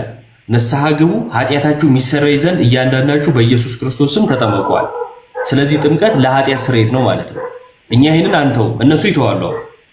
ለኃጢአት ስርየት የሆነውን ጥምቀት ለድነት አይደለም ብሎ ይከራከራሉ። ኢየሱስ ያመነ የተጠመቀም ይድናል አለ። ስለዚህ እኛ ምን ብለን እናምናለን? ያመነም የተጠመቀም ይድናል ብለን እናምናለን። ስለዚህ ጌታ ያስተማረውን እንቀበላለን ማለት ነው። ልክ ያመነ የተጠመቀ ይድናል ስትል እምነት ብቻ የሚለውን አፈረስከው ማለት ነው። እምነት ብቻ በነገራችን ላይ የ1517 ላይ ሉተር የተባለ ካቶሊካዊ መነኩሴ ከካቶሊክ ቤተክርስቲያን ከወጣ በኋላ 5 ሶላዎች ወይም 5 ብቻዎችን አስቀምጦ ከ5ቱ ሶላዎች ውስጥ አንዱ ነው እምነት ብቻ የሚለው። ስለዚህ የሉተር ትምህርት እንጂ የኢየሱስ ትምህርት አይደለም፣ የሐዋርያቱም ትምህርት አይደለም። ይሄ የራሳቸው ስኮላሮች ራሱ ይህን ትምህርት ሼፕ ያደረገልን እንደዚህ አስተካክሎ እንዲነገረን ሉተር ነው ብለው ያምናሉ። ስለዚህ የሉተርን ትምህርት እኛ አንቀበልም። እኛ የምንቀበለው የሐዋርያቱን ነው ማለት ነው። ስለዚህ ድነናል እንዳትረሱ፣ እየዳንን ነው ወይም ድህነታችን እንፈጽማለን። ፊልጵስዩስ ምዕራፍ 2 ቁጥር 12 ላይ እያንዳንዳችሁ የየራሳችሁን መዳን ፈጽሙ ይላል ጳውሎስ። የየራሳችሁን መዳን ፈጽሙ ማለት ከክርስቶስ ፍጹም ሆኖ የተሰጠውን መዳን እኛ ላይ እንዴት ይሰራል? በስራ ፍሬ በማፍራት ዮሐንስ ወንጌል ምዕራፍ 15 ላይ እውነተኛ የወይን ግንድ እኔ ነኝ፣ ገበሬው አባቴ ነው ካለ በኋላ ፍሬ የማያፈራ በእኔ ያለ ዛፍ ይቆረጣል። እንደ ቅርንጫፍ በክርስቶስ ላይ ለመጣበቅ ስራ አልሰራንም። አምነን ተጣብቀናል ክርስቶስ ላይ። ከዛን አንተ ላይ ተጣብቅ ያለው ልክ ቅድም እዛ ሲባል እንደነበረው ማለት ነው። ዳይ አንዴ ተጣብቅ ያለው በቃ ምንም አልሆንም የሚለውን ክርስቶስ ያፈርሰዋል። ምን ብሎ? በእኔ ያለ የማያፈራ ይቆረጣል። ፍሬ ማፍራት አለብን። ለምን? መልካሙ ዛፍ ክርስቶስ ላይ ስለተጣበቅ ማለት ነው። ክርስቶስ ላይ ከተጣበቅ ልታፈራ ይገባል። አላፈራም ካልክ ቆርጦ ይጠላል፣ አባቴ ያስወግደዋል። ስለዚህ እኛ ስራ ያስፈልጋል ምንለው እዚህ ጋር ነው። ከዛስ እስከ መጨረሻው መጽናት ለድነት ያስፈልጋል። እስከ መጨረሻው ያልጸና ምን ይሆናል? ድህነቱን ያጣል። የማቴዎስ ወንጌል ምዕራፍ 24 ቁጥር 13 ላይ እስከ መጨረሻው የጸና እርሱ ይድናል ይላል። የሚድነው ማን ነው? የጸና በክርስቶስ አምኖ ተጠምቆ ፍሬ እያፈራ ክርስቲያናዊ ሕይወት እየኖረ የሚቀጥል ከዛስ ሙሽራውን ክርስቶስን የሚጠብቅ እስከ መጨረሻው የጸና እርሱ ይድናል። የስራ ላይ የሚነሳ ጥያቄ ስላለ ይሁዳ ላይ ይቅርታ ያዕቆብ ላይ አንድ ነገር ላሳያችሁና ጨርሳለሁ። ያዕቆብ ምዕራፍ 2 ላይ ስራ ለድነት የማያስፈልግ አድርገው ስለሚናገሩ ማለት ነው። እንዴት አድርጎ ለድነት ያስፈልጋል የሚለው እዛው ስለሚናገር እንደዚህ ይላል። ያዕቆብ ምዕራፍ 2 ላይ ከቁጥር 14 ጀምሮ ወንድሞች ሆይ እምነት አለኝ የሚል ስራ ግን የሌለው ሰው ቢኖር ምን ይጠቅመዋል? እምነቱስ ሊያድነው ይችላልን? ይላል። አሁን ይሄ እምነት ለድህነት ነው አይደለም? እምነት ለድህነት ነው አይደል? ይሄ ለድህነት የሆነው እምነት ስራ ከሌለው የሞተ ነው ይላል። አይገርምም? ይሄ ለድህነት የሆነውን እምነት ስራ ቢስ ካደረግነው እምነቱ ራሱ የሞተ ነው። የሞተ ነገር ደግሞ ህይወት አይሰጥም፣ አያድንም። ስለዚህ እኛ እምነትና ስራን አንነጥልም ስንል እምነታችን ራሱ ህያው የሚሆነው ከስራ ጋር ሲሆን ነው እያለ ነው። ከስራ ጋር ሲሆን ነው። ከዛ እንዲህ ያለ ወንድም ወይም እህት ራቁታቸውን ቢሆኑ የዕለት ምግባቸውንም ቢያጡ ከእናንተ አንዱ በደህና ሂዱ እሳት ሙቁ ጥገቡ ቢላቸው ለሰውነት ግን የሚያስፈልጋቸውን ባትሰጧቸው ምን ይጠቅማቸዋል? ይላል። በረደኝ ሲል ሂድ እሳት ሙቅ ብትለው የሚጠቅመውን አላደረክለትም። ስለዚህ ምንም አልጠቀምከው። የተራበውንም ጥገብ ብትለው የሚያጠግበውን ምግብ ካልሰጠኸው ምንም አልጠቀምከው። ስለዚህ ስራ የለህም ማለት ነው። እምነት ብቻ ብለሃል ማለት ነው። እምነት ብቻ ደግሞ ካልክ ስራ ከሌለው የሞተ ነው። እንደዚሁም ስራ የሌለው እምነት ቢኖር በራሱ የሞተ ነው ይላል ይሁዳ ምዕራፍ 2 ቁጥር 17 ላይ የሞተ ነው ስራ ከሌለው እምነት። ከዛ ይቀጥላል። ነገር ግን አንድ ሰው አንተ እምነት አለ እኔም ስራ አለኝ፣ እምነትን ከስራ ለይተህ አሳየኝ፣ እኔም እምነቴን በስራ ያሳይሃለሁ ይላል። እግዚአብሔር አንድ እንደሆነ አንተም ታምናለህ፣ መልካም ታደርጋለህ። አጋንንት ደግሞ ያምናሉ ይንቀጠቀጡ ማለት ነው። እግዚአብሔር አለ የሚለውን አጋንንት ያምናሉ። እግዚአብሔር አለ ብለህ ስላመንክ ብቻ ትድናለህ ማለት አይደለም። ላለው ለእግዚአብሔር መታመን አለብን። እንዴት ትታመናለህ? ልክ እንደኔ ክርስቲያን የሆነ ልክ እንደኔ ሰው የሆነ የተራበውን ሳገኝ ማብላት አለብኝ። ጌታ በመጨረሻ ግን ይጠይቃል። እሱን ጥቅስ አነብላችኋል። ይጠይቃል። ካላበላኸው፣ ካላጠጣኸው፣ የታሰረውን ካልጠየቅከው አላቅህም ዞር በል ነው የሚለው ጌታ። ይሄ ልጨርሰው። እግዚአብሔር አንድ እንደሆነ ሴጣንም ያምናል፣ አንተም ታምናለህ፣ ልዩነት የለውም ማለት ነው። ከዛ እንደዚህ ይላል ቁጥር 20 ላይ አንተ ከንቱ ሰው እምነት ከስራ ተለይቶ የሞተ መሆኑን ልታውቅ ትወዳለህን? ይላል። አያችሁ፣ እምነት ከስራ ከተለየ የሞተ ነው። ስለዚህ አትነጥለው። እነሱ ይነጥሉታል፣ የሞተ እምነት ነው ያላቸው ማለት ነው። መጥቶ እመን ምናምን ሲል ፌክ ነው፣ ተሳስቷል። እሱ ራሱ የያዘው እምነት ራሱ የሚያድነው እምነት አይደለም። ምክንያቱም ከስራ ነጥሎታል። ከስራ ከነጠለው ደግሞ በነገራችን ላይ ሉተር የያዕቆብ መልእክትን የገለባ መልእክት ይለው ነበር። ምክንያቱም እሱ እምነት ብቻ ሲል ስራን እያስወጣ ስለነበረ፣ ይሄ ደግሞ እንደዛ እንዲያደርግ ስለማይፈቅድለት ይህ መጽሐፍ ቅዱስ ክፍል ገለባ መልእክት ይለው ነበር። ከዛ እንደዚህ ይላል፣ አንተ ከንቱ ሰው እምነት ከስራ ተለይቶ የሞተ መሆኑን ልታውቅ ትወዳለህን? ካለ በኋላ አባታችን አብርሃም ልጁን ይስሐቅን በመሰዊያ ባቀረበ ጊዜ በስራ የጸደቀ አልነበረምን? ነበረ። መልስ አዘል ጥያቄ ማለት ነው። አዎ በስራ ጸድቋል። በእምነት አልጸደቀም? ጸድቋል። ያው እኛ ስራ ለድነት ይጠቅማል ወይም ስራ ያጸድቃል ስንል እምነት አያጸድቅም እያልን አይደለም። እምነትና ስራ አብሮ ነው አንነጥለውም እያልን ነው። ይሄ እንዳይረሳ። ልክ እኛ ስለ ስራ ስናወራ እነሱ በተቃራኒው ስለ እምነት ያወሩ ለማስመሰል ይሞክራሉ። እኛ ስራ ብቻ ምንን ለማስመሰል ማለት ነው። እንደዛ አይደለም የምንለው። እምነት፣ ጥምቀት፣ ከዛስ ዳንን፣ ከዛስ ድነታችንን ደግሞ ፍሬ እያፈራን እንፈጽማለን።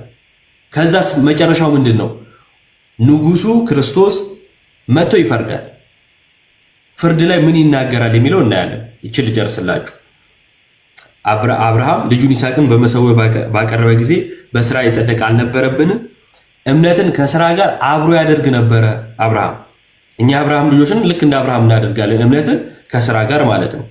በስራም እምነት እንደተፈጸመ ትመለከታለህን ይላል። እምነት ራሱ የሚፈጸመው በምንድን ነው? በስራ። እምነት በልብ ነው። ተመልከቱ። ይሄ እምነት የሚገለጠው እንዴት ነው ሲባል ፍሬ ስናፈራበት በስራ ነው የምንገልጠው ማለት ነው። ስለዚህ አብርሃም እምነትን ከስራ ጋር ያደርግ ነበረ። ሰው በእምነት ብቻ ሳይሆን በስራ እንዲጸድቅ ታያላችሁ። እምነትና ብቻ ተያይዘው ያሉበት የመጽሐፍ ቅዱስ ክፍል ብቸኛው ክፍል ይሄ ነው። እዚህ ጋር ብቻ ነው እምነትና ብቻ የተያያዙት። እርሱም የሚለው ምንድን ነው? ሰው በእምነት ብቻ ሳይሆን በስራ እንዲጸድቅ ታያላችሁ።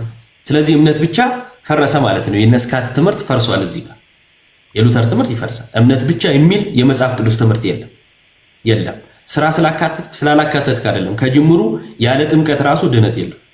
አምኖ ተጠምቆ ነው ሰው የሚድነው ማለት ነው። እንደዚሁም ጋለሞታይቱ ረሃብ ደግሞ መልእክተኞችን ተቀበላ በሌላ መንገድ በሰደደቻቸው ጊዜ በስራ አልጸደቀችምን? ጸድቃለች። ይሄ መጽሐፍ ቅዱሳችን ክፍል ነው። ከሌላም አላመጣ ነው። ሰዎች መጽሐፍ ቅዱስን አልቀበልም ስላሉ ነው የራሳቸውን እምነት የመሰረቱት ማለት ነው። የመጨረሻ የማቴዎስ ወንጌል ምዕራፍ 25 ላይ ጌታ ምንድነው ለፍርድ የሚጠይቀው የሚለውን ብቻ ላንብላችሁና እንዳላረዝም ጨርሳለሁ። እንደዚህ ይላል። የማቴዎስ ወንጌል ምዕራፍ 25 ላይ 3 ምሳሌዎች ያስቀምጣል። የመጨረሻ ላይ ያለውን ላንብብላችሁ። የሰው ልጅ በክብሩ በሚመጣበት ጊዜ ከእርሱ ጋር ቅዱሳን መላእክት ሁሉ በዚያን ጊዜ በክብሩ ዙፋን ይቀመጣል። አሕዛብ ሁሉ በፊቱ ይሰበሰባሉ። አሕዛብ ብሎ ሲል ህዝቦች ማለት ነው።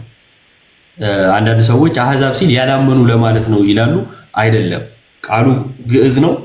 አሕዛብ ማለት ህዝቦች ማለት ነው። ለምሳሌ በግ ብሎ አባግ ሲል በጎች እንደማለት ሁሉ እዚህም ጋር ህዝብ ተብሎ አሕዛብ ሲባል ህዝቦች ማለት ነው። ያበዛዋል ማለት ነው። አሕዛብ የሚለው በብዜት መልኩ ሲቀመጥ ነው። ስለዚህ ህዝቦችን ሁሉ በፊቱ ይሰበስባል። እረኛም በጎቹን ከፍየሎቹ እንደሚለይ እርስ በርሳቸው ይለያያቸዋል። ከዛ በጎቹን በቀኙ ፍየሎችን በግራ ያቆማቸዋል። በጎችን በቀኙ ፍየሎችን በግራ ያቆማቸዋል። ከዛ እንዲህ ይላል፣ ንጉሱም በቀኙ ያሉትን እንዲህ ይላቸዋል፣ እናንተ የአባቴ ብሩካን ኑ ዓለም ከተፈጠረበት ጊዜ ጀምሮ የተዘጋጀውን መንግስት ውረሱ። እነማንን? በቀኙ ያሉትን የአባቴ ብሩካን ይላቸዋል። ለምንድን ነው እንዲህ ያላቸው? ውረሱ የተባሉት ለምንድን ነው? ቀጥሎ ንባቡ እዛው ጋር ይናገራል። ተመልከቱ። ተርቤ አብልታችሁኛልና፣ ተጠምቼ አጠጥታችሁኛልና፣ እንግዳ ሆኜ ተቀበላችሁኛልና፣ ታርዤ አልብሳችሁኛልና፣ ታምሜም ጠይቃችሁኛልና፣ ታስሬ ወደ እኔ መጥታችኋልና ሲላቸው ጻድቃኑ እንዲህ ይሉታል፣ ጌታ ሆይ ተርበህ አይተን መቼ አበላንህ? ወይስ ተጠምተህ አይተን መቼ አጠጣንህ? እንግዳ ሆነ ሳይተን መቼ ተቀበልንህ? ወይስ ታርዘ አይተን መቼ አለበስንህ? ወይስ ታመ ወይስ ታስረ አይተን መቼ ወደ አንተ መጣን? ንጉሱ ኢየሱስ ማለት ነው መልሶ እንዲህ ይላቸዋል፣ እውነት እውነት እላችኋለሁ ከእነዚህ ከሚያሱት ከሁሉ ከሚያሱት ከእነዚህ ከወንድሞች ለአንዱስ እንኳን ስላደረጋችሁ ለእኔ ያደረጋችሁ። ለዚህ ነው የኦርቶዶክስ ቤተክርስቲያን በር ላይ የኔ ቢጤዎች ተቀምጠው ታገኛላችሁ። የቆየና የኖረ ትምህርታችን ስለሆነ የምንችለው እናደርጋለን አይደል? በዛ በኩል ምን እያደረግን ነው? ለዛ ለተቸገረ ስትረዳ ለክርስቶስ እያደረክ ነው። ክርስቶስ ቸግሮት ነው አይደለም። ለወንድም ስታረግ ነው ለኔ እንዳደረክ መቆጥርልህ ስላለን ማለት ነው። አያችሁ፣ ይሄን ትምህርት ይዘን ነው። ስለዚህ ከዚህ የተነሳ ስራ ለድነት ያስፈልጋል ስንል በመጨረሻ በፍርድ ሰዓት ላይ ጌታ ይህንን አይቶ ስለሚቆጥለን ነው ማለት ነው። ከዛ ደግሞ አረ ስራ አያስፈልግም ለድነት አያስፈልግም የሚሉትን ደግሞ እኔ ቁጥር 41 ላይ በዛን ጊዜ በግራ የቆሙት ደግሞ አሉ። ቅድም ህዝቦች አሉ። ከዛ በቀኝና በግራ አቆማቸዋል የተባባል ነው። በቀኙ ያሉትን እናንተ የአባቴ ብሩካን አለ መንግስቱን ውረሱ አላቸው። በግራ ያሉትን ደግሞ እንደዚህ አላቸው። በዚያን ጊዜ በግራ ያሉትን ደግሞ ይላቸዋል እናንተ ርጉማን ለሰይጣንና ለመላእክቱ ወደ ተዘጋጀው ወደ ዘላለም እሳት ከኔ ሂዱ ይላቸዋል። ለምን አላቸው? እናንተ ርጉማን ያስባላቸው ምንድነው? ይመልሳል ቁጥር 42 ላይ ተርቤ አላበላችሁኝምና ተጠምቼ አላጠጣችሁኝምና እንግዳ ሆኜ አልተቀበላችሁኝምና ታርዤ አላለበሳችሁኝም ታምሜ ታስሬም አልጠየቃችሁኝምና እነርሱም ደግሞ ይመልሱና ጌታ ሆይ ተርበህ ወይስ ተጠምተህ ወይስ እንግዳ ሆነ ወይስ ታርዘ ወይስ ታመ ወይስ ታስረ መቼ አይተን አላገለገልንህም ይሉታል። ያን ጊዜ እውነት እውነት እላችኋለሁ ከሁሉ ከሚያንሱት ከነዚህ ለአንዱ ስላላደረጋችሁ ለኔ አላደረጋችሁ ብሎ ይመልስላቸዋል ይላል። ከዛስ ወዴት ሄዱ? እነዚህም ወደ ዘላለም ቅጣት ጻድቃንም ወደ ዘላለም ሕይወት ሄዱ ይላል። ስለዚህ ጻድቃን ወደ ዘላለም ሄዱ፣ እነዚህ በግራ ያሉት ወደ ዘላለም ቅጣት ሄዱ። አሁን እዚህ ጋር የሚነሳ አንድ ነጥብ አለ። እነኚህ በግራ ያሉት ያመኑ ናቸው ያላመኑ? እስካት እታች ስታየኛለ ኮሜንት ላይና ያመኑ ናቸው ያላመኑ? ያላመኑ ናቸው ካልከኝ መጽሐፍ የሚፈረድባቸው ያላመኑ እንደሆኑ ስለሚናገር ያላመኑ ባለማመናቸው ነው የሚፈረድባቸውና ስራ አይጠየቁ። ምክንያቱም ሳያምኑ ቢሰሩ ትርጉም አልባ ነው አይደል የሚሆነው። ሙስሊሙም ኤቲስቱም እርዳታ ይረዳል፣ ኤንጂኦዎችም ይረዳሉ። እምነት ከሌላቸው አያድናቸው። እነኚህ ሰዎች ያመኑ ናቸው ወይስ ያላመኑ? መጽሐፉ የሚነግረን ያመኑ እንደሆኑ። እንዴት አድርጎ ይነግረናል? ይሄ ጥያቄ የሚጠየቀው ላመኑት ስለሆነ ማለት ነው። ምክንያቱም የዮሐንስ ወንጌል ምዕራፍ 15 ላይ በእኔ ያለ የማያፈራ ይቆረጣል ስላለ ማለት ነው። ስለዚህ በክርስቶስ ሆኖ ካላፈራ መቆረጥ ስላለው እዚህ ጋር የተቆረጡት እነማን ናቸው? በክርስቶስ ሆኖ ያላፈሩት ናቸው ማለት ነው። ከዚህ የተነሳ እምነትና ስራን በዚህ መልኩ ለያይተን ማስረዳት እንችላለን። እነሱ ስላልተረዱት ብቻ በራሳቸው ግንዛቤ እኛ እምነት አያድንም ያለን በማስመሰል ስለሚናገሩ ይሄ ስህተት ነው እና እዚህ ውስጥ ያላችሁ ኦርቶዶክሳውያንም ድነታችንን በደንብ አድርገን እንመሰክራለን። በናዝሬቱ በኢየሱስ ክርስቶስ ስም አምነን ተጠምቀን ድነናል። በዳንበት በዚህ ድነት ውስጥ ደግሞ እንጸናለን፣ ፍሬ እያፈራ እንኖራለን፣ ድነታችንን እንፈጽማለን። መልካሙን ገድል ተጋድያለሁ የሚለው ለምንድን ነው? ድነቱን ስለፈጸመ ነው። ከዛስ ሙሽራውን ክርስቶስን እንጠብቃለን። በመጨረሻ ላይ የምታውቁ ከሆነ ልክ መምህር አስተምሮ ሲጨርስ ቃለ ሕይወት ያሰማልን እንላለን አይደል? ቃለ ሕይወት ያሰማልን የሚል አሁን ያነበብነው ንባቡ በመጨረሻ በማቴዎስ ወንጌል ምዕራፍ 25 ላይ እናንተ የአባቴ ብሩካን የምትለው ይቺ ቃል የሕይወት ቃል ነች ብለን ነው የምናምነው። ስለዚህ መምህሩን ቃለ ሕይወት ያሰማልን ስንለው ምን እያለን ነው? ጌታ ኢየሱስ የአባቴ ብሩክ ብሎ ወደ መንግስቱ ያስገባህ እያልን ነው። ስለዚህ ድነታችን እየፈጸምን ጸንተን ይህንን ቃል ተስፋ እናደርጋለን። አዎ ያድነናል፣ እንድናለን ብለን እናገራለን። ግን ለመዳን ምን ማድረግ አለብን? መጽናት፣ ፍሬ ማፍራት፣ በክርስቶስ መኖር። የመጨረሻ ጳውሎስ እንዲህ አለ፣ እኔ ክርስቶስን እንደምመስል እናንተ እኔን ምሰሉ አለ። ስለዚህ የክርስትና ትልቁ ግቡ ይሄ ነው። ቴዎስስ እግዚአብሔርን መምሰል፣ ክርስቶስን መምሰል። እኔ ምሰሉ ተብለናል። እርሱን እየመሰልን ማደግ ነው። የመጨረሻ እያልኩኝ ያረዘምኩባችሁ በዓለም ውስጥ ያላችሁ በተለያየ አይነት እንቅስቃሴ ውስጥ ያላችሁ ክርስቶስ ሸክማችሁን ጥላችሁ ኑ ሳይሆን ያለው ከነ ሸክማችሁ ኑ እኔ አቀልላችኋለሁ ያለው። የሚያቀል አምላክ አለን። ኃጢአት ሰርቻለሁ፣ በደል በድያለሁ፣ እንደ ህይወቴ እንዲህ ስለሆነ እንዴት ሆኜ እግዚአብሔርን አያለሁ፣ እንዴት ሆኜ ቤተክርስቲያን ሄዳለሁ ማለት አይገባንም። የሚያቅፈን ኃጢአት ስንሰራ ይቅር ሊለን አበሳችንን ሊቀድልን የደም ዋጋ የከፈለ አባት አለን። ስለዚህ የክርስቶስ በመሆናችን እንኮራለን። ኦርቶዶክሳውያን የክርስቶስ ነን ብለን ስንልም ደግሞ ወንዝ አፈራሽ እምነት ይዘን አይደለም። የሆነ ዘመን ላይ የሆነ ሰውዬ ተነስቶ የፈጠረልን እምነት ይዘን አይደለም። ራሱ ክርስቶስ በደሙ የመሰረታት ቤተክርስቲያን ውስጥ ሆነን ነው። ግን ጴንጤ እንደሚሰብከው አንሰብክም። ጴንጤ እንደሚሰብከው ስለማንሰብክ ደግሞ ኢየሱስን አናውቅም ማለት አይደለም። እናውቀዋለን። ሐዋርያቱ ባስተማሩን መሰረት እንሰብከዋለን። እግዚአብሔር ይስጥልኝ። ይቅርታ በዛውባችሁ። በጣም አሪፍ ነው ዮባይ፣ በጣም እግዚአብሔር ይስጥልን። እናመሰግናለን። ቃል ታሰማልን። ዳጊና ዮርዲ ጥያቄ ካላችሁ ጥያቄያችሁን እንቀበልና በክርስቶስ የተሰጠን ጸጋ ነው። ታውቃላችሁ አይደለ? ዳጊ ዮርዲ፣ ለምሳሌ በጸጋው ድናችሁ አይደለም የሚለው? አረ ጸጋ ማለት ስጦታ ማለት ነው አይደል? ክርስቶስ በመስቀል ላይ መሞቱ ለኛ እግዚአብሔር ምን ያህል ያለው ለኛ ያለውን ፍቅር በምንድን ነው የገለጸው? ልጁን ለኛ በመስጠት አይደለ? ይማርሽ ይማርሽ ይማርሽ። እሺ፣ ስለዚህ በጸጋው ድናችኋል ሲል ማለት ነው ያ የተሰጠን ቤዛ ጸጋችን ማለት ነው ክርስቶስ አይደል? ስለዚህ በጸጋው ድናችኋል ሲባል በክርስቶስ ሞት፣ በክርስቶስ ቤዛነት፣ በመስቀል ላይ በተሰራው ስራ ድናናል ነው አይደል? አሁን ብዙ ጊዜ ቅዱስ ጳውሎስ በደንብ አስተውሎ ሮሜ መልእክቱ ላይ በጸጋው ይላል፣ በተለይ ቦታ ላይ በጸጋው ድናችኋል ይላል። ይሄን ያለበት ምክንያት ለምንድን ነው? አይሁዶች እንድናለን ብለው የሚመኩበት የሚመጻደቁበት በምን ነበር? በግርዘታቸው። ምክንያቱም ግርዘት የተሰጠው ለአይሁድ አይደለም መገረዝ አይደል? ስለዚህ ወደ ሐዋርያት ህብረት ወደ ቤተክርስቲያን ሲጨመሩ ከአሕዛብ የነበሩ አሕዛብ ማለት ጣዖት የሚያመልኩ ናቸው። እነሱ ያልተገረዙ ናቸው፣ ጣዖት አምላኪያን ናቸው። ወደ ክርስትና ሲመጡ ተጠምቀው ነው የመጡት። ተጠምቀው ተምረው ተጠምቀው ነው። አይሁዶች ደግሞ የተገረዙ ናቸው አይደል? ኦኬ። ስለዚህ አይሁዶች በመገረዛቸው ይመጻደቁ ይመኩ ነበር። ስለዚህ ምን እያላቸው ነው ቅዱስ ጳውሎስ? በስራ አይደለም እኛ የጸደቅነው፣ የኛ ጽድቅ እኛ ሰርተን እኛ ወተን እኛ ወርደን አይደለም። እናንተ ሰርታችሁ ስለተገረዛችሁ ምንድነው የእንስሳት መስዋዕት ስላቀረባችሁ በነበረው በዛ ሁሉ አይደለም ጽድቅ ያለው እያለ ነው። አሁን ጽድቅ ያለው በምንድን ነው? በክርስቶስ ነው ያለው ማለት ነው አይደል? በክርስቶስ ነው፣ በቤዛነቱ በመስቀሉ ስራ። በዚህ በመስቀሉ ስራ እኛ ያዋጣነው መዋጮ አለ። ዳጊ ተሳትፈናል። እኛ ዮርድ ያለ ያዋጣነው መዋጮ አለ የለም። በጣም ጥሩ። አሁን ለምሳሌ ኢዮብ ለኔ ጊፍት ብዙ ጊፍት ሰጥቶኛል እና ጊፍት ሰጠኝ፣ ስጦታ ሲሰጠኝ ያን ስጦታ ስቀበለው አይደል የኔ የሚሆነው አይደለ? ኢዮብ ጊፍት ሰጥቶኛል፣ ስጦታ ሰጥቶኛል። አብ ልጁን ሰጥቶናል፣ ስጦታ ሰጥቶናል፣ የዘላለም ሕይወት ሰጥቶናል።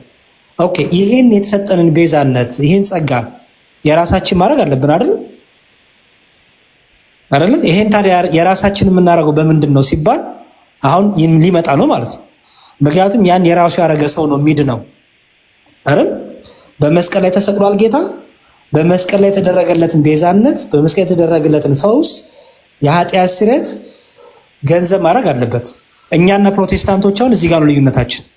እኛ ምን እንላለን? ሰው በመስቀል ላይ የተደረገውን ነገር ጸጋውን ገንዘብ የሚያደርገው አምኖ ሲጠመቅ ነው እንላለን። በማመን ብቻ አይደለም አምኖ ሲጠመቅ ነው ብለን እናስተምራለን። ለምን ቢባል በጥምቀቱ የሚገኝ ጸጋ ስላለ። በጥምቀቱም ብቻም አይደለም ደግሞ ጌታ ስጋዬን ብሉ ደሜን ጠጡ ብሏል። አሁን በጥቅስ ላስደግፈውና ላሳያችሁ። አሁን ድነናል፣ እየዳንን ነው፣ እንድናለን ስንል ማለታችን ነው የሚለው ሁሉ በዚሁ ስለሚያያዝ ማለት ነው። ኦኬ፣ እንደዚህ ይላል የሮሜ 6:3 ላይ ሮሜ 6 መጀመሪያ ማቴዎስ 28 ቶሎ ሊድበት ማቴዎስ 28 ቁጥር 20 ማቴዎስ 28 ቁጥር 20 ጌታ ምን አለ? እንግዲህ ሂዱና አሕዛብን ሁሉ በአብ በወልድ በመንፈስ ቅዱስ ስም እያጠመቃችኋቸው ያዘዝኳችሁንም ሁሉ እንዲጠብቁ እያስተማራችኋቸው ደቀ መዛሙርት አድርጓቸው ይላል። ደቀ መዛሙርት ማለት ነው ተከታይ አይደል? አሁን የጌታ ደቀ መዝሙር ሲባሉ ሐዋርያት የጌታ የሆኑ ማለት ነው አይደል? ኦኬ። ስለዚህ የጌታ መሆን በምንድን ነው አለን ጌታ ሲነግረን?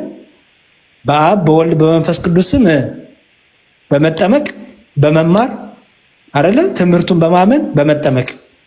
ስለዚህ አንድ ሰው ደቀ መዝሙር የሚሆነው በምንድን ነው? በመማር ብቻ? በመማር ብቻ ነው አይደለም፣ በመጠመቅ በመማር አይደል?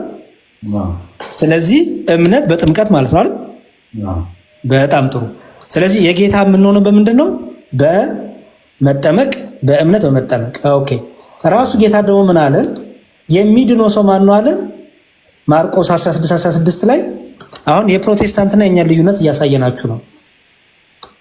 ያመነ የተጠመቀም ይድናል። የሚድነው ማን ነው አለ? ያመነ የተጠመቀ። ምን ይላል?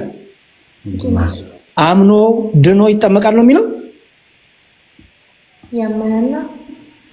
ያመነ የተጠመቀ ምን ይድናል አለ። ስለዚህ አንድ ሰው ድኖ አይደለም የሚጠመቀው ማለት ነው። ስለዚህ የሚጠመቀው ለምንድን ነው? ለመዳን ነው አይደል? ለምሳሌ ተጠምቆ ይድናል ከዛ ያምናል ብንል ትክክል ነን? እሺ። አምኖ ይድናል ከዛ ይጠመቃል ብንል ትክክል ነን? እሺ ስለዚህ ትክክለኛ የቱ ነው? ያመነ የተጠመቀም ይድናል። ስለዚህ የሚድነው ማን ነው? ያመነ ብቻ። ስለዚህ ያመነ ብቻ የሚል ትምህርት የለም ማለት ነው። ኦኬ። ስለዚህ በመስቀል የተደረገውን ጸጋ ስጦታ በምንድነው ገንዘብ የምናደርገው ማለት ነው? አምነን በመጠመቅ። ያላመነ ግን ይፈረድበታል አይደል? ያላመነ ከተፈረደበት ከመነሻው በጥምቀት አያምንም ማለት ነው አይደል? ያላመነ ከተፈረደበት ወደ ጥምቀትም አይመጣም። ምክንያቱም አያምንማ። በቃ ያላመነ ሰው ደግሞ አናጠምቅም እኛ አይደል? ለምሳሌ ዳጊያ አሁን አንተ ወደ ኦርቶዶክስ ቤተክርስቲያን ልምጣ ብትል ምንድነው የምናደርገው? ጥምቀት እናስተምራለን፣ እናጠምቃለን። ታዲያ ጥምቀቱ ምንድነው ጥቅሙ ስንል እዚህ ጋር አሁን ተጠመቁ የሚል ነው አይደል ያለው? የጥምቀቱን ጥቅም ደግሞ ላሳይ ለምን ግዴታ እንደሆነ። የዮሐንስ ወንጌል ምዕራፍ 3 ቁጥር 5 ዮሐንስ ወንጌል ምዕራፍ 3 ቁጥር 5 ምን ይላል? ጌታም እንዲህ አለው፣ እውነት እውነት እልሃለሁ ሰው ከውሃና ከመንፈስ ካልተወለደ በቀር ወደ እግዚአብሔር መንግሥት ሊገባ አይችልም ማለት አየው። ስለዚህ የጥምቀት ጥቅሙ ምንድነው? ዳግመኛ ለመወለድ ከውሃና ከመንፈስ አይደለም የሚለው። ውሃ የተባለው ጥምቀት ነው። ፕሮቴስታንቱ ዓለም ቃል ብለው የተረጉሙታል አንዳንዴ። በዚህ ላይ በጣም የተለያየ ትርጉም አላቸው። እኛ ግን ኦርቶዶክሳውያን ክርስቲያኖች ጠቅላላ ብለን እንረዳዋለን። ይሄንን ክፍል ውሃ የተባለው ጥምቀት ነው። ስለዚህ ሰው ለምንድነው የሚጠመቀው? ዳግመኛ ለመወለድ። ለምንድነው ዳግመኛ መወለድ ስንል ሚላ መሰለ ከስጋ የተወለደ ስጋ ነው፣ ከመንፈስ የወለደ ግን መንፈስ ነው። ስለዚህ ከእናት ከአባት የምንወለደው ልደት ምን ይባላል? የስጋ ልደት። ከውሃና ከመንፈስ ስንወለድ ደግሞ የመንፈስ ልደት ይባላል ማለት ነው። ስለዚህ ዳግም ለመወለድ ሮሜ 6 ላይ ደግሞ በቃ ጥቅሶ አይ ቲንክ ደክሟቸዋል። ጥቅሶቹን ብቻ ልስጣችሁና እንትን ልበል፣ ምክንያቱም እየደከማችሁ ከመጣችሁ ከምትይዙት የማትይዙት ይበዛል። ሮሜ 6:3 ለጥምቀት የምንጠቅሰውን ጥቅሶች ብቻ ልስጣችሁ፣ ራሳችሁ ታንቡታላችሁ። ኦኬ። ሮሜ 6 ከ3 ጀምሮ እንዲህ ይላል፣ ከክርስቶስ ኢየሱስ ጋር አንድ እንሆን ዘንድ የተጠመቅን ሁላችን ይላል። አየው ዳጊ፣ የተጠመቅነው ለምንድን ነው አለ? ከክርስቶስ ኢየሱስ ጋር ምን ለመሆን? አንድ ለመሆን። ስለዚህ ጥምቀት ጥቅሙ ምንድን ነው ማለት ነው? ከክርስቶስ ኢየሱስ ጋር ምን ለመሆን ነው? አንድ ለመሆን። ስለዚህ አንድ ሳትሆን ትድናለህ? አድንም። ስለዚህ ጥምቀት አንደኛው ጥቅሙ ከክርስቶስ ኢየሱስ ጋር አንድ ለመሆን፣ ሌላ ደግሞ ከሞቱ ጋር ደግሞ አንድ እንሆን ይላል። ሌላው ደግሞ የጥምቀት ጥቅም ምንድነው? ከክርስቶስ ሞት ጋር ምን ለመሆን? አንድ ለመሆን። ከክርስቶስ ሞት ጋር አንድ ሳትሆን ትድናለህ? አድንም። ስለዚህ ሰው በእምነት ብቻ ከክርስቶስ ከሞቱ ጋር አንድ መሆን ይችላል? አይችልም። አምኖ ሲጠመቅስ ከሞቱ ጋር ምን ይሆናል? አንድ ይሆናል። ከክርስቶስ ጋር ምን ይሆናል? አንድ ይሆናል። ክርስቶስን ይለብሰዋል ማለት ነው። ሮሜ 6 ከቁጥር 3 እስከ 6 ድረስ አንብቡት። ብዙ ነገር ውስጡ ስላለው ማለት ነው። ገላትያ 3:27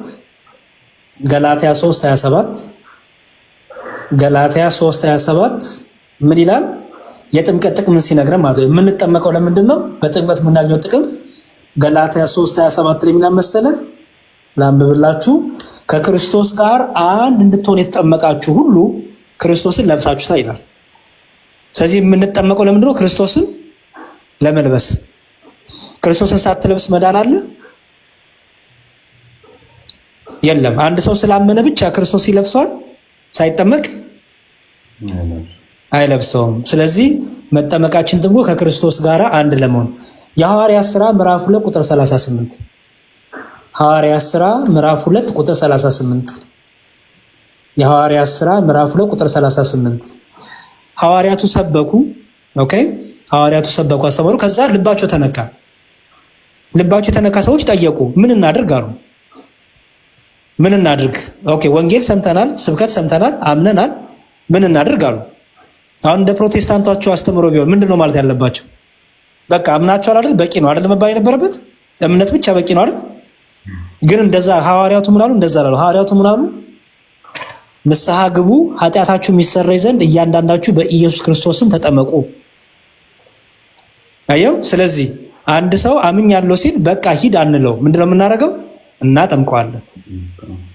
ጥምቀቱ ለምን ይጠቅመዋል? ለኃጢአት ስርየት። ኃጢአታችሁ የሚሰረይ ዘንድ ምን በሉ ነው ያሏቸው? ተጠመቁ። የሐዋርያት ሥራ ምዕራፍ 2 ቁጥር 38 ቅዱስ ጳውሎስ ራሱ ምናሽን የሐዋርያት ሥራ ምዕራፍ 2 ቁጥር 38 37 እና 38ን አንብቡ። የሐዋርያት ሥራ ምዕራፍ 22 እዛ ላይ ደግሞ ቅዱስ ጳውሎስ ለኃጢአት ስርየት እንደተጠመቀ ራሱ ይናገራል። ራሱ ቅዱስ ጳውሎስ መልእክታትን የጻፈልን ለኃጢአት ስርየት ተጠምቋል። ስለዚህ ጥምቀት ዝም ብሎ ውሃ አይደለም ማለት ነው አይደል? ምክንያቱም ለምን ውሃው ብቻውን አይደለም፣ ውሃው ከቃሉና ከመንፈሱ ጋር ያለ ስለሆነ ምን ይሰጣል? ክርስቶስን ያለብሳል፣ የኃጢአት ስርየት ያሰጣል ማለት ነው። ኦኬ ቅዱስ ቁርባንም እንደዛው ነው። እንግዲህ ቅዱስ ቁርባን ያለው ጥቅስ ብቻ ልስጣችሁና ላቁም። ቅዱስ ቁርባን ዮሐንስ ወንጌል ምዕራፍ 6 ከቁጥር 54 እስከ 57 ራሳችሁ አንብቡት፣ አላነብም እኔ ስለ ቅዱስ ቁርባን። ዮሐንስ ወንጌል ምዕራፍ 6 ከቁጥር 54 እስከ 57 ይዛችኋል? ይወርዲ የመጨረሻ ዮሐንስ ወንጌል ምዕራፍ 6 ከቁጥር 54 እስከ 57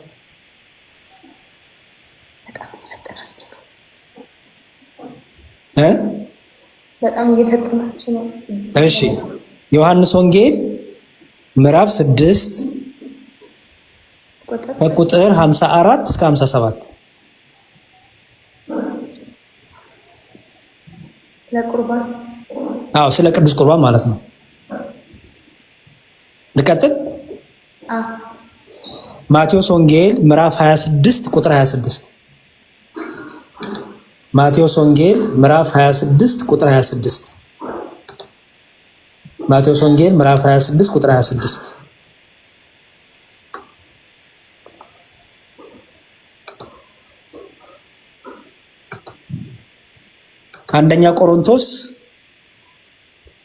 አንደኛ ቆሮንቶስ ምዕራፍ 10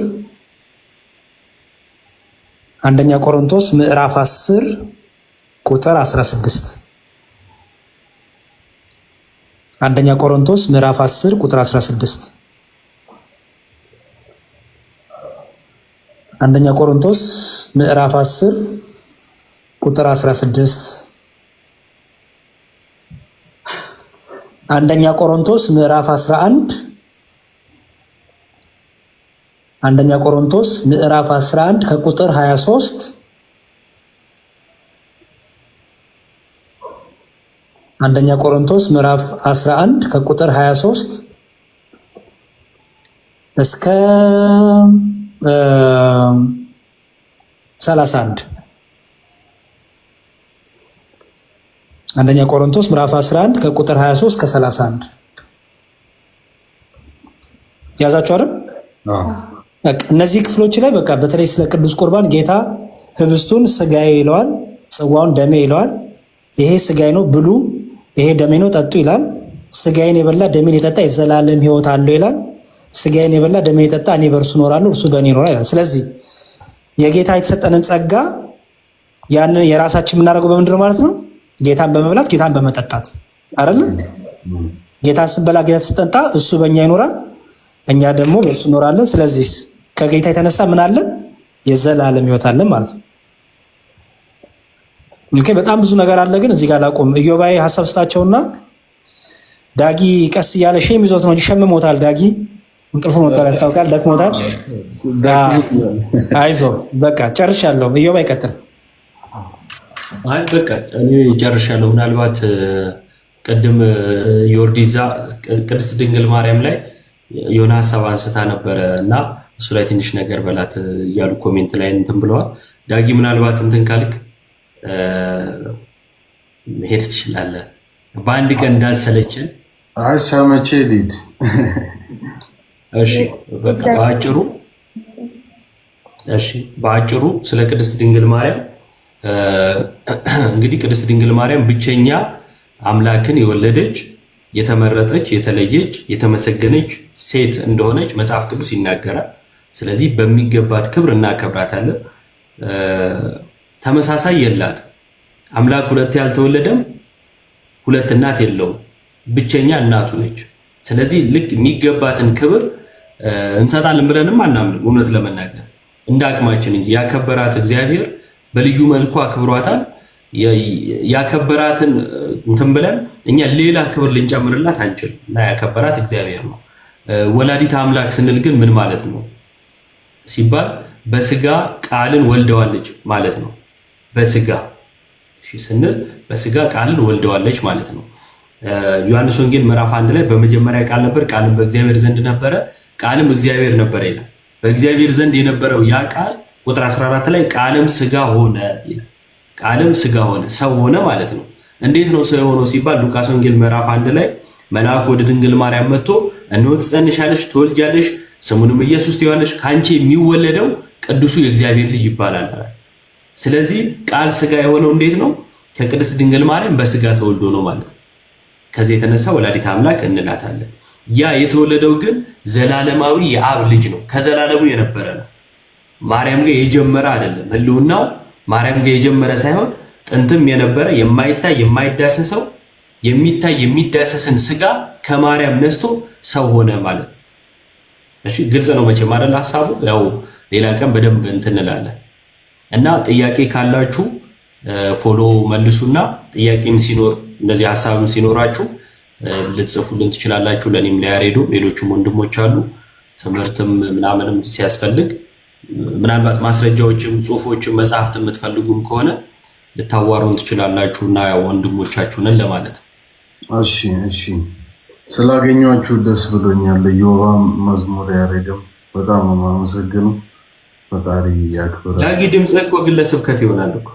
አዎ በስመ አብ ወልድ ቢል አረ ለዮባ መዝሙር መግቢያ ላይ የበጋሻውን ቦታ ቢተካ ጥሩ ነበር። አዎ ከእናንተ ጋር ቋል አትጥፉ። በርታ። እሺ ዳጊዬ። እሺ ቃሎት ያሰማልኝ።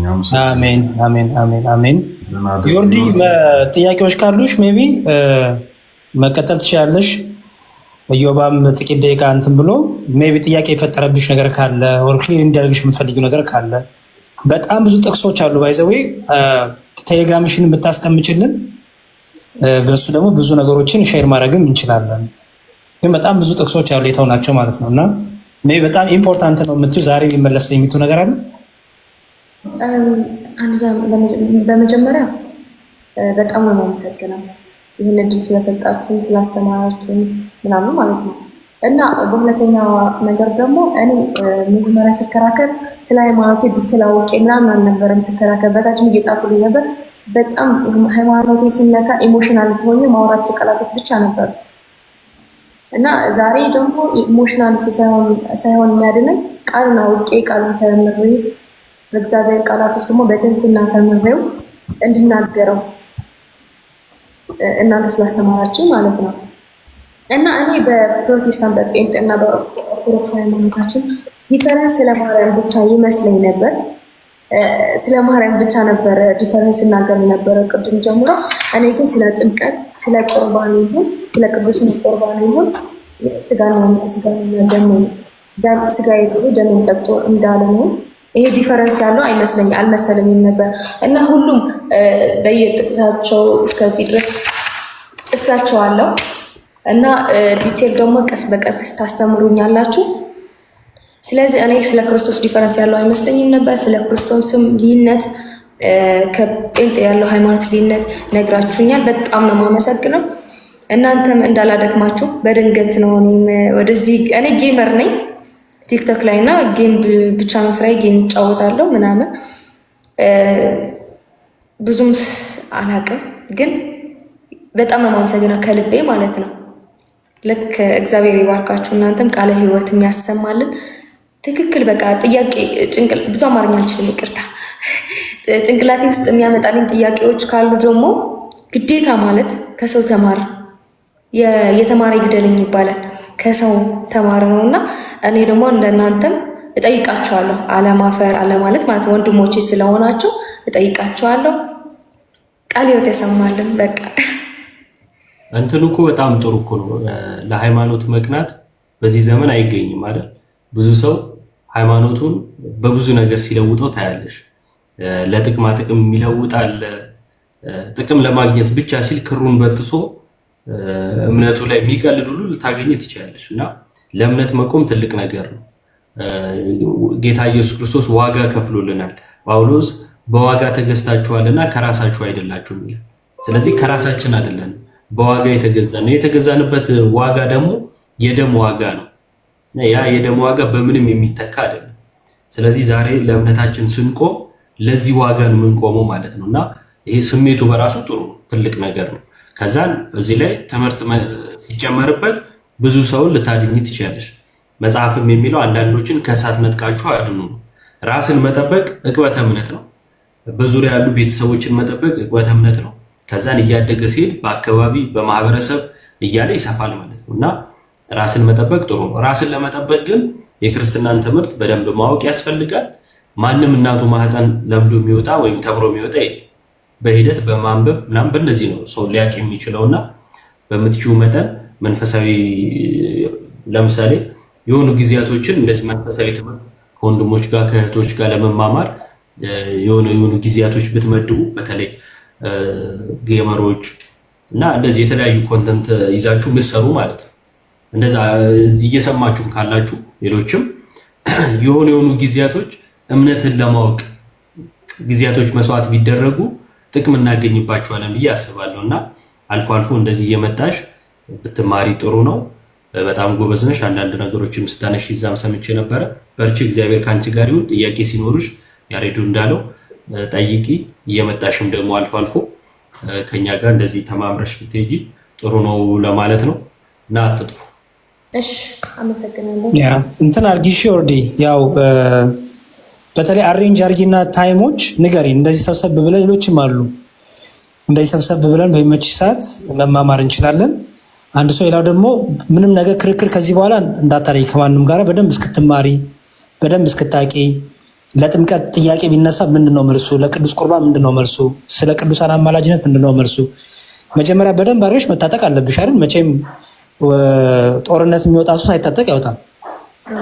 ስለዚህ ይሄ እስካትም ሌላም የሚባል ሰው እንኳን አቆንት ብልሽ ነው። እኔ አሁን ገና እየተማርኩኝ ነው። ሰው ወንድሞቼን ይኸውልሻል፣ ለምሳሌ እኛ ጋር አይመጡም። ይኸው እየው ከተፈቀደ እየው ጋር እስካት አይመጣም። እስካት እኔ ጋር አይመጣም።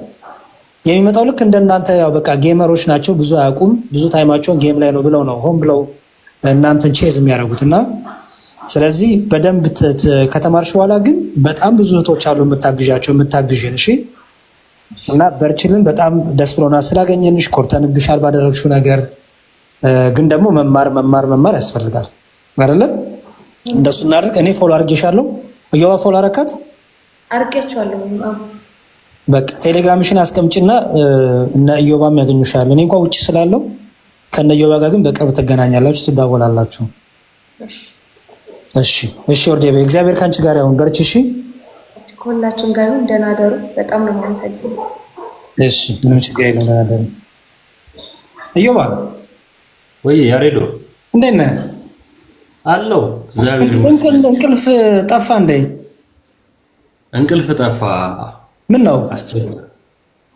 እኔ እንጃ ትንሽ ያ ማይግሬንም እያስቸገረኝ ነው። ኧረ እባክህ እሱ ነገር መድኃኒት አላገኘህም እዮባ? ኧረ አልተገኘም። እኔ ከዚህ ይዤ ልምጣ ስመጣ ስልህ ትሽኮረመማለህ። ምን ጎንደሬ ሆኜ እኮ ነው። ምንድን ነው አሉ? ቆይ የነገሩ ነገር የለም? ይሄ ቆንጆ ነው ያሉ? ምንም መድኃኒት የለውም። እረፍት አድርገህ እንቅልፍ በደንብ ተኛ ምናምን አሉኝ። እሱ ራሱ ነው የማያስተኛኝ እኮ እንጂ መድኃኒት የለውም። ዝም ብሎ ኪኒኒ ምናምን ነው። አይ ቆይ እንደሱማ እንፈልጋለን። እንደዚህ ብሎ ነገርማ የለም። ቆይ አንተ እኮ አለኝ በቃ ስላልከኝ ነው እኮ ችላ ያደረከኝ። አዎ መድኃኒትማ አለኝ፣ ብዙ ነው ያለኝ እኮ ግን ያው ለውጥ የለውም እንጂ። ሶዲየም ዋተር ኢዝ ጉድ ፎር ማይግሬን ይላል። ሶዲየም ዋተር ትጠቀማለህ? ሶዲየም ዋተር አልጠቀምም። እስቲ ቆይ እንትና ዶክተር ፍሳን ጠይቀዋለሁ እና እስቲ ዶክተር ፍሳን አወራዋለሁ እና ስመጣ ይዤ ልመጣለሁ። ዮባይ እሺ ያሬ አንተማ ልጄ በአይናችን ነው የመጣው። ምን ሆናል?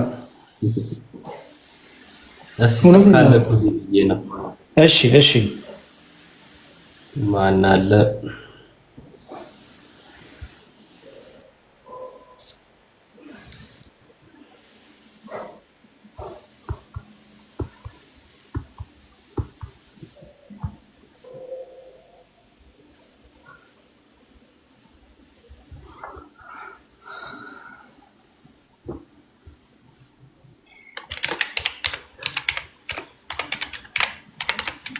አሁን ይሄን እንትን ሙድ አድርገውታል። አዎ በጣም ሰባኪ አክት ያደርጋሉ ሲያዙ ይሮጣሉ። ጌመሮችን እንትን ማለት እየተከታተሉ ልጆቹን እንትን ማለት ኮንፊውዝ ማድረግ አይ ልናግዛቸው ይገባል። ልጆቹ ምስኪን ናቸው። ምንም እንደምታየው ነው።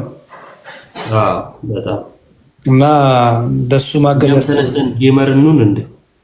አይገርምህም? ምን እስቲ አይ ብቻ በደምብ ተነጋግረን ትላል። መጽሐፍቶች ዝርዝር ላኩልህ። የምን መጽሐፍ ዝርዝር የሚገዙ ለእናንተ ለመግዛት ሰው እንትን እያለ ነበረ። እኔ እንጃ አልሰማሁም። ያሬዱ ኦኬ እሺ። አይ ዲያቆን መኳንንት እንትን የመቼ ነው ዲያቆናት የሚመለሰው? አልታወቀም ቀኑ። ነገ ከተቻለ ኔትወርክ ከሰራ እናስገባዋለን ላይቭ ላይ። ኦኬ አይ በጣም ጥሩ መልካም ይባይ። ብዙ ግን በቃ እንደዚህ ከሆነ ላይቭ አይነህም ጥሩ አይደለም። መነጽርም አርግ። መነጽሩንም ሳረግ እንትን ይለኛል ትንሽ ላይቱም እንትን ነው። አይ ይባይ ታዲያ እስቲ ደውልልኝ። እሺ እናወራለን። እሺ ያሬዱ ምን እሺ ትላለህ? አትደውልም አንተ? ስንት ሰው አለ አንተ ጋር ነው? እኔ ጋር 138 ሰው አለ። እኔ ጋር 300 ሰው አለ። በእነዚህ በሁለቱ ሰዎች ፊት ነው ቃል ማስገባ። ትደውልልኛለህ? ነገ ደውልልሃለሁ። ኦኬ በቃ ነው ደውልልኝ። ዮባ እንመካከር። እሺ ደግሞ እኮ ሚዜ ነህ። ምን ሆናል? እሱም ነገር አለ ለካ። እሺ ያሬድ አይዞህ፣ እግዚአብሔር ይማረህ ዮባዬ። አሚን። በቃ ደህና ደሩ። ሁላችሁንም ስለነበረን ቆይታ እናመሰግናለን። ሁላችሁንም እግዚአብሔር ይስጥልኝ። ጊፍትም የሰጣችሁ እግዚአብሔር ያክብርልኝ። በጣም አመሰግናለሁ። ደህና ደሩ። የነገ ሰው ይበለን። አሜን። እሺ ደህና ደሩ ዮባዬ። እግዚአብሔር ይማረህ።